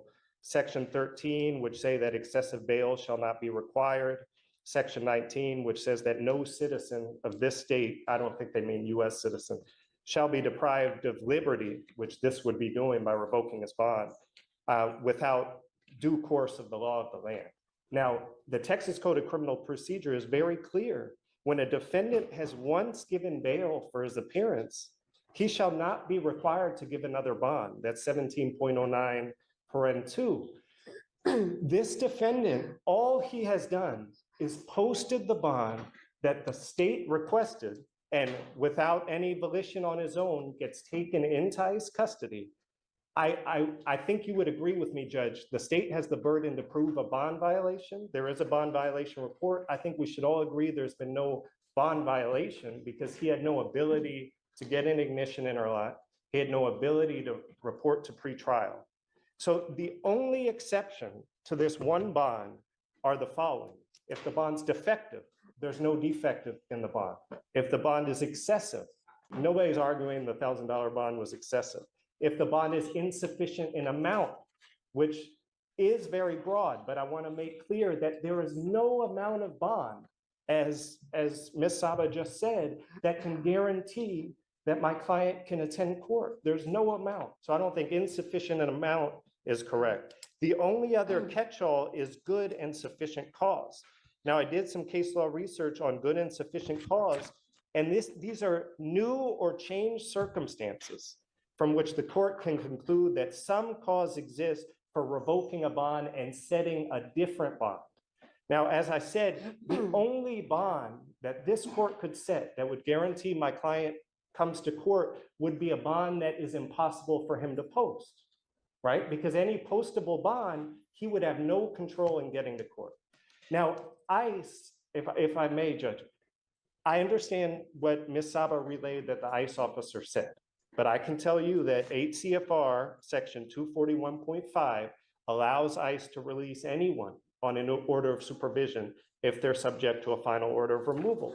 If you look at Exhibit 1, the ICE detainer, it says that if you need this subject to remain in the United States for law enforcement purposes, you can call this number, and ICE can consider whether the law enforcement purposes are serious enough to keep the person in the country.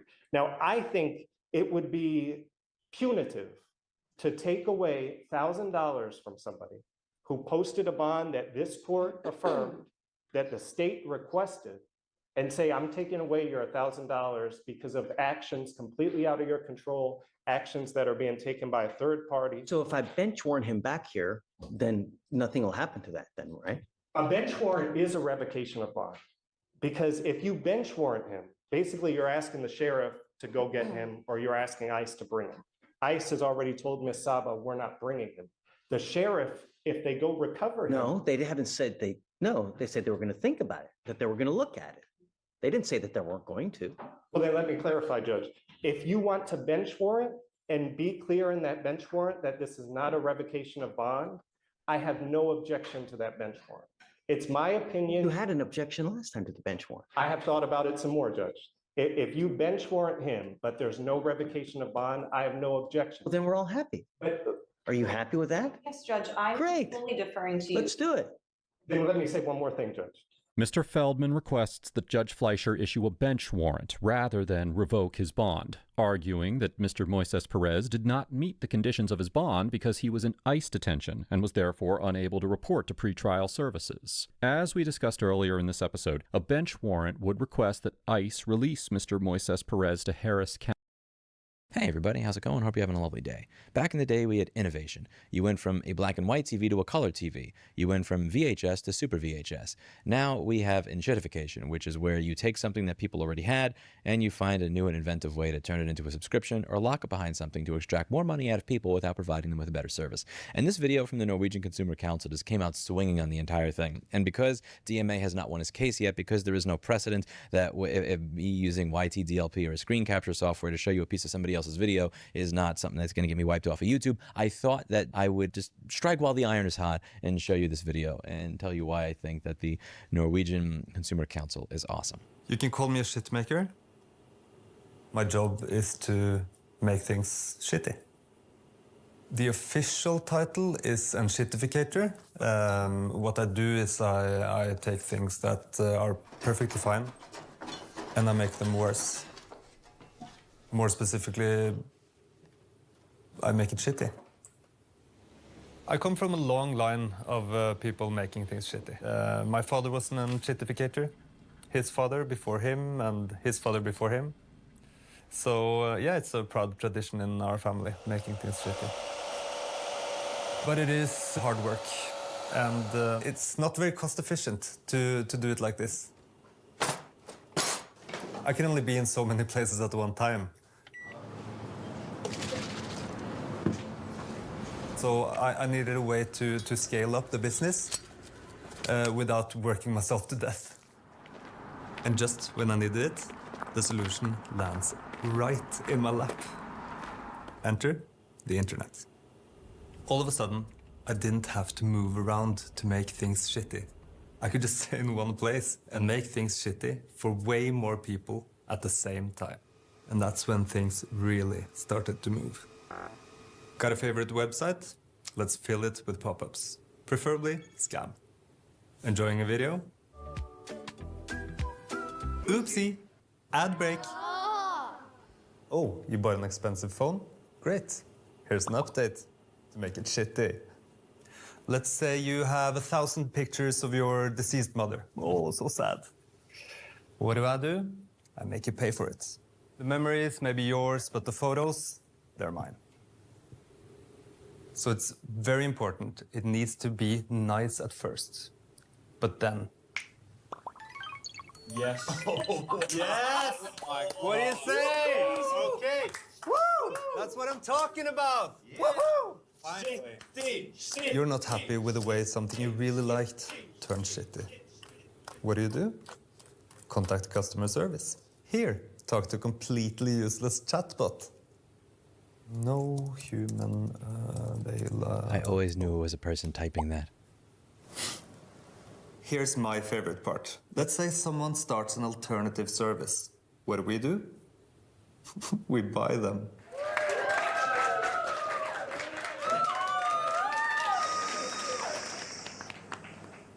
Make people dependent enough. And then... Make it shitty! You. Sell me a car. Well, it's great. Sold. I'll buy a car. Now what? Wolf of Wall Street. I don't have any more money. You have me in the palm of your hand. You can crush me. So what do? Updates. Radio, premium feature. Heating, premium feature. Now I have a shitty car and I can't afford a new one. But what I can afford is a small monthly payment. Make it shitty! The future? The future is looking bright. Braking is now a premium feature. Please enter your credit card details.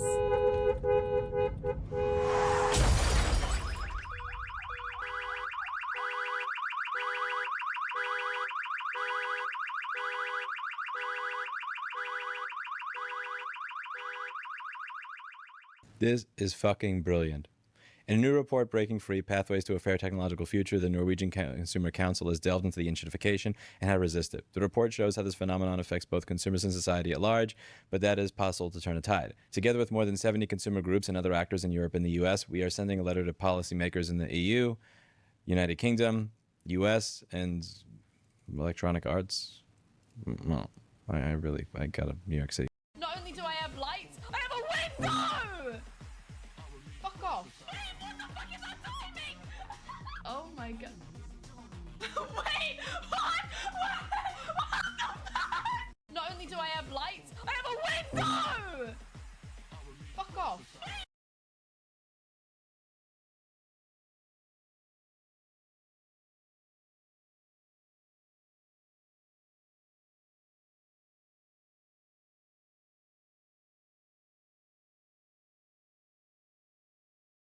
So this is the thing people are saying is like Jim Carrey got like, what the fuck is this?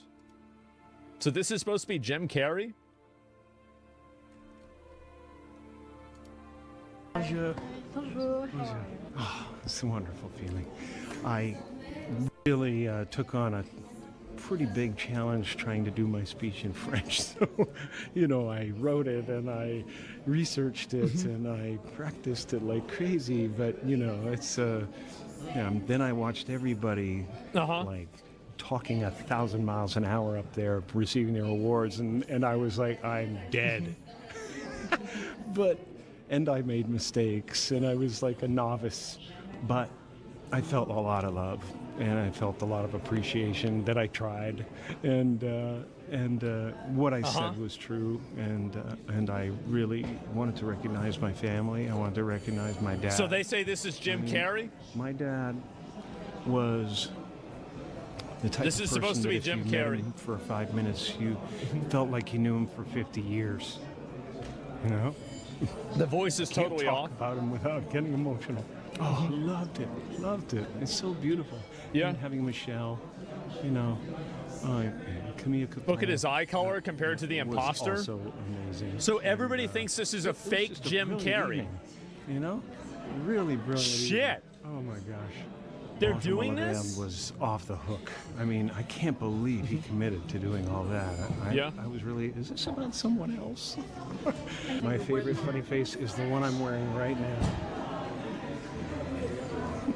Thank you so much, Thank Jim. you. Congratulations. What the fuck?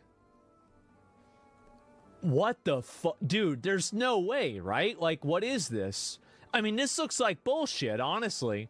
Like, trying to make Jim Carrey one of the worst psyops in the world.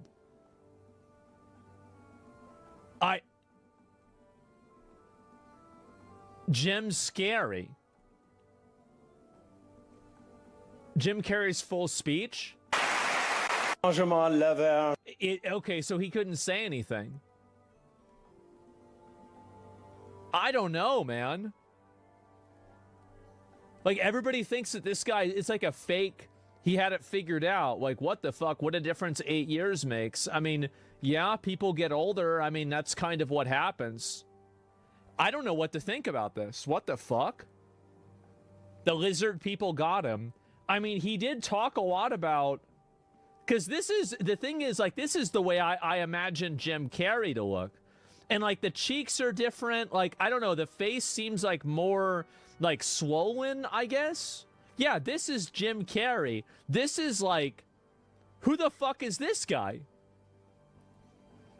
I don't know what the hell happened. Like the Botox needs to settle? Yeah, I think that's probably it too. That like, you know, I'm assuming that, you know, whenever you get plastic surgery or something like that, at the beginning you look weird. It's kind of like people have shown me like hair transplants or something. And then after time, it kind of settles and you look normal after that. So that's what it could be. It doesn't look or behave like Jim Carrey. Like, because you look at his eyebrows too, and that's usually where they put, I think, Botox in, I'm pretty sure. Like, look at this. Did you notice Jim Carrey's blue eyes? Nobody realized that the person accepting the award at the 51st César Awards was actually Jim Carrey's body double. First, Jim Carrey's eyes have always been a deep brown, especially during The Mask and The Truman Show era. Those eyes carried a signature brown glow, lively and full of vitality. However, the person receiving the award had blue eyes, appearing almost unnaturally transparent under the bright stage lights. Second, anyone familiar with Jim Carrey knows that in recent years, he has gradually distanced himself from mainstream Hollywood social events and has publicly expressed his detachment from fame and celebrity culture. In contrast, the award recipient was very outgoing on stage, interacting frequently with the media and using exaggerated gestures, completely inconsistent with Jim Carrey's low-key personality. Finally, his classic movements and expressions seemed deliberately stiff. At the ceremony, he occasionally made familiar funny faces and exaggerated gestures, but these seemed like intentional imitations of Jim Carrey remembered from memory, lacking natural humor. Both the gestures and facial I know what he's talking about. Expressions carried a trace of mechanical precision, like a trained stand-in performing Jim Carrey. Do you think the person accepting the award at the César Awards was really Jim Carrey? There's no way this is real, right? Like, this is Jim Carrey the clone? Jesus, it's so loud. There's no way. It's weird. I mean, we deserve better psyops. Oh my fucking God. I don't even know what to say. It's called, I feel like he probably just got plastic surgery, right? I mean, like, there's no way this is real. I mean, that's crazy if this is real. You don't see it at all? I don't know about that. I mean, I'm pretty sure that's not it. I mean, I have no idea. That's him? Like, his eyes. Stop cloning. Look. Oh. Where does it say? Like, this is how bad I am at spelling. What is it here? Okay. Yeah, it wasn't there and I got confused. Okay. Holy fuck. My brain doesn't organize words. No, I'm serious. Like, it's crazy. Bro, like, yeah, no, I'm serious. Like, I have no memory of the way letters are. Okay, this is it. This Jim Carrey shit has me bugging. Oh my God. What? Holy fuck, man. Like, I don't even know what to say. This is insane. Like, are you a clone too? I guess I am a clone. Like, this is, yeah, the blue eyes. I mean, I don't know about being blue eyes or anything like that. I got no idea. Dyslexia maxing? I just don't organize words. My brain does not organize words. Jim Carrey celebrating his 60-second photo with, I mean, like, that doesn't really look that, I mean, he looks kind of the same as he does there. I mean, I feel like, okay, so does he look... Oh, man. That's crazy. That's insane. The hairline, maybe? I think it could just be a surgery or something. I'd give it a little bit longer and see what happens. There's no chance. I mean, I don't think that looks that much different. I really don't. But there is something that, like, is very... I think it's his eyebrow, is his brow ridge or something like that. That's what makes him look different. What about his teeth? I feel like the teeth look pretty much about the same, sure. And made a rare appearance to honorary Caesar Award in Paris. Wow. And so his name is Walter Goggins. You think that there's a fake person. You can't convince me they didn't clone Jim Carrey. It's so beautiful. And having Michelle. Dude, there's no way. Dude. This is. right? Yeah. What is it? Come on, Jimmy.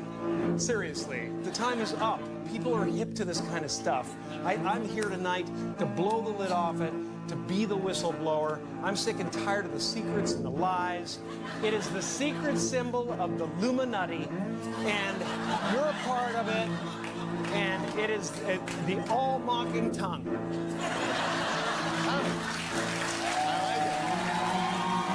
I've got to say that if there is ever a time for it to happen, it would... Dude. It's the symbol of the all-mocking tongue. And I'm sick of it. I want everybody to be in on the joke, man. You know what I mean? Everybody be in on the joke. Now, talk show hosts, people on the television, laugh tracks people were in added. sitcoms have been hired by the government to throw you off the track, to distract you, to make you laugh and stuff like that, make you happy and docile so you don't know what's really going on. You know, they get out there in the woods in a circle naked and they decide these things and, you know, and you know, look at him trying to help it up. It's hilarious, hilarious. And, wow. And it's just, I mean, so this is I don't exist. This is wait. I don't exist. So they're all characters that I've played, including Jim Carrey, including Joel Barish, including any of those things. They're all characters. Jim Carrey was a less intentional character, right? Because I thought I was just building something that people would like, but it was a character. I played the guy that was free from concern so that people who watched me would be free from concern. I don't exist. Oh, it's a wonderful feeling.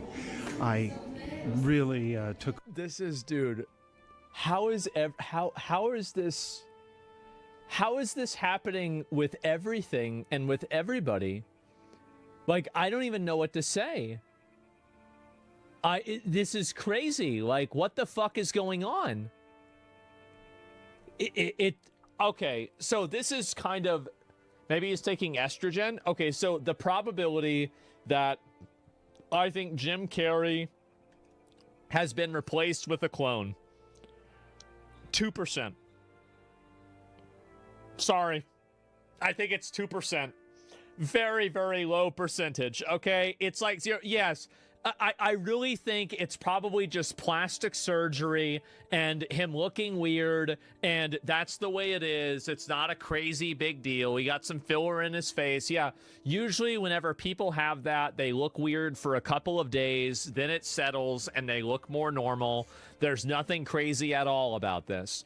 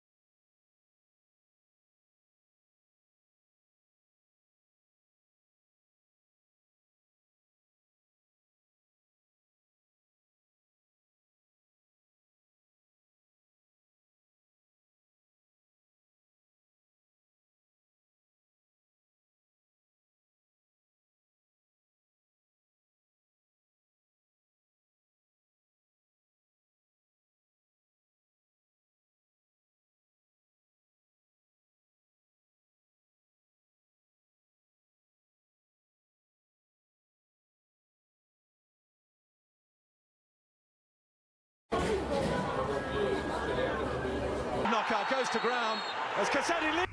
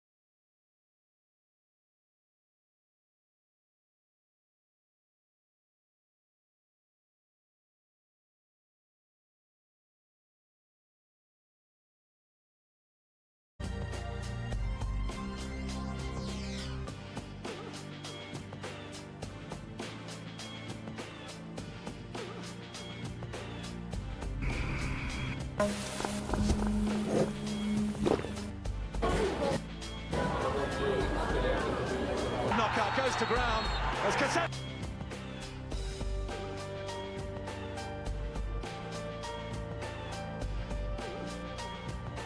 Public education. I'm lucky I can read. My nonprofit tries to push back against abusive laws that say that you don't own what you bought and paid for, such as Section 1201 of the DMCA, Fulu Foundation. I've been working on this for a very long time. And one of the things that I found great about this is that a lot of the programs that we're running now, one of them actually started in Norway. So there was this company called Future Home that made a thermostat that was had a lot of smart connected features. And after the company went bankrupt, the person who bought the company sent out a firmware update to everybody's device that limited functionality unless you paid them $117 a year. Fulu Foundation put out a bounty of $5,000 for the first person who freed these devices for customers, and somebody actually did come up with a solution.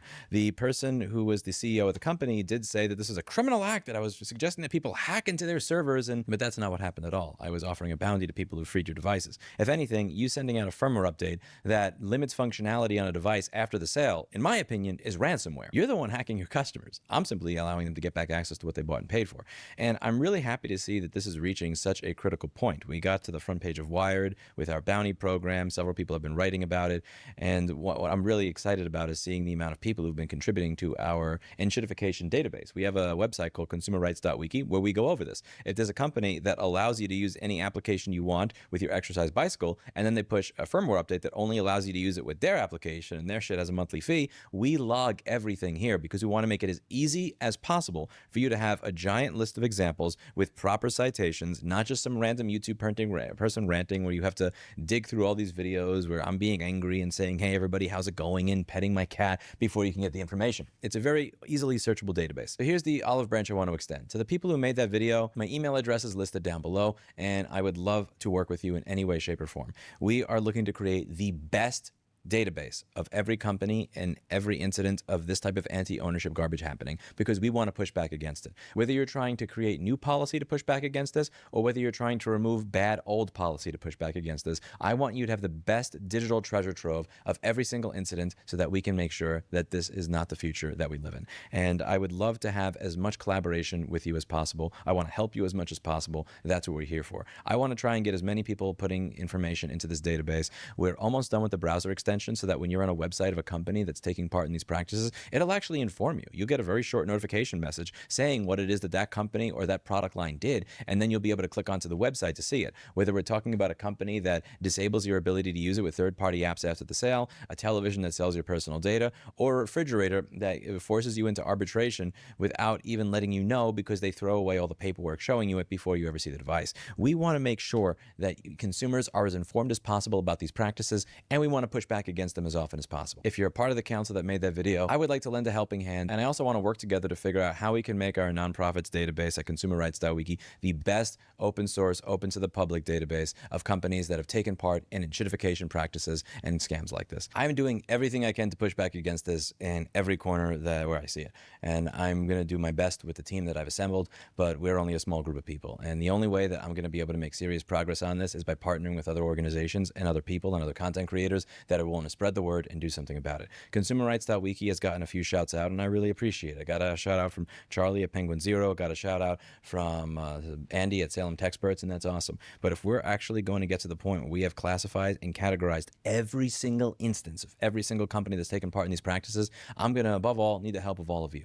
If you see a content creator that's larger than me or smaller than me that's covering this, that's going over how you don't really know what you bought and paid for anymore, and how every company tries to change the terms of the sale after the sale, encourage them to encourage their audience to contribute that information to consumerrights.wiki. This website is not asking for your money. It's asking for your time. All this information is open. It belongs to the community. It belongs to you. The only way we're going to be able to push back against this in a strategic way is if we have every single instance of this logged in detail, so with citations, so that when a country's government takes notice, we can just point to it and say, here's all the information you need. Here's all the companies that have taken part in this. Go, get them. And I think that is going to be a beautiful thing. We have to do that work now, because if we wait to do that work until people say, okay, we're ready to do something, well, we're going to have 2 to 10 years of work to catch up on all at once, and I don't want to do that. I want all that work to be ready so that when that moment arrives, it's just right out there. Help me out. Let people know. Ask people to contribute to the wiki. Ask your favorite content creator when they talk about this to talk about the Consumer Rights Wiki. That's it for today, and as always, hope you learned something. See you in the next video. Bye now.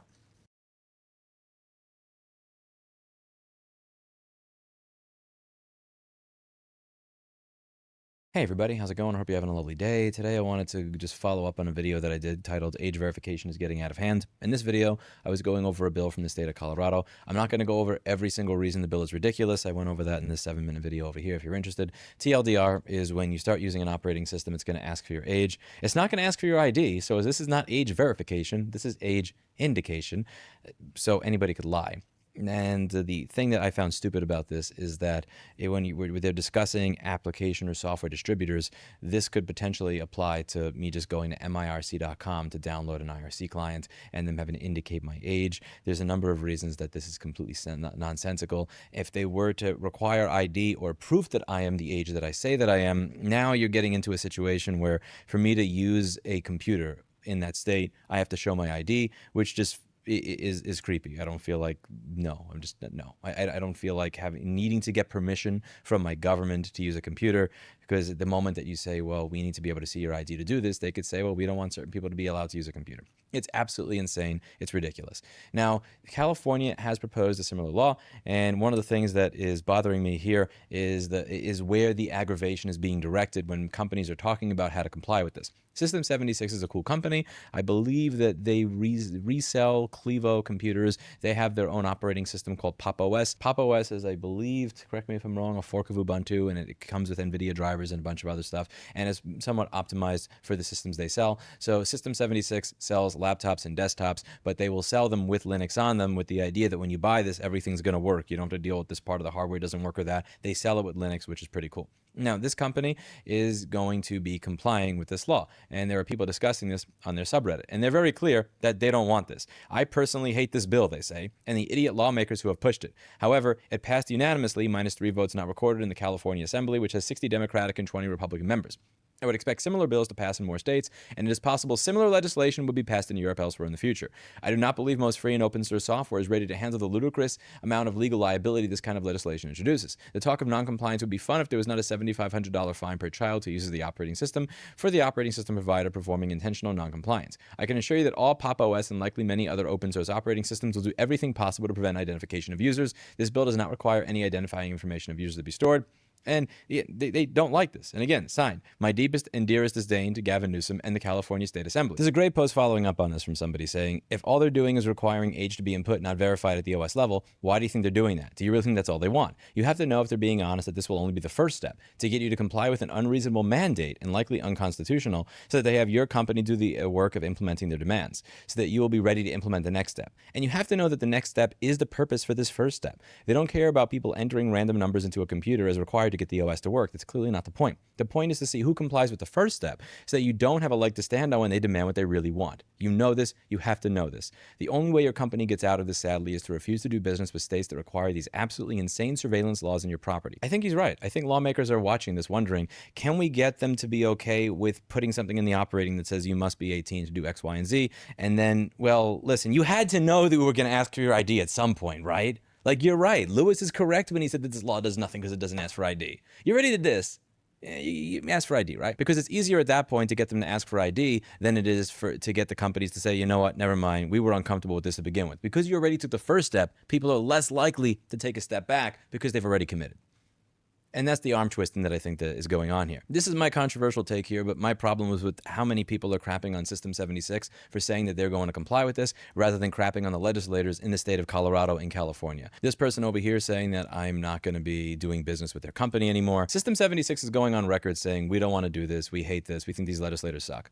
Can you find somebody from Dell or Acer or Asus or Toshiba that's willing to say that? Can you find somebody from Microsoft or Apple that's willing to say that? Not really. And again, to be clear, I am somewhat biased here as a business owner. Because I understand what it's like to have your arm twisted in this particular way. California is not Wyoming. California is almost 40 million people. California is a very large part of the country. And while it is not the entire country, not doing business with that entire state, if you are a small business that is selling via mail order, that is going to fuck you in a very large way. I understand what it's like to go through this. I had my website almost completely wiped off of Google for 6 months, and I figured out what it is I needed to do to get it back. It just magically started ranking again once I told Gemini, what is it that Google wants my website to say? And then just putting it up there. After 6 months of fucking around and editing my site and updating it in every single way possible in the way that I wanted it to look, nothing worked. I asked Gemini, what do you want it to look like? Boom! I rank. At one point, I was even number 1. Didn't last for long, but I was number 1 for a good period of time. That's crazy. I was this close to the point where I was thinking, let me just sell my website, my Google Maps listing for $5,000 to somebody else,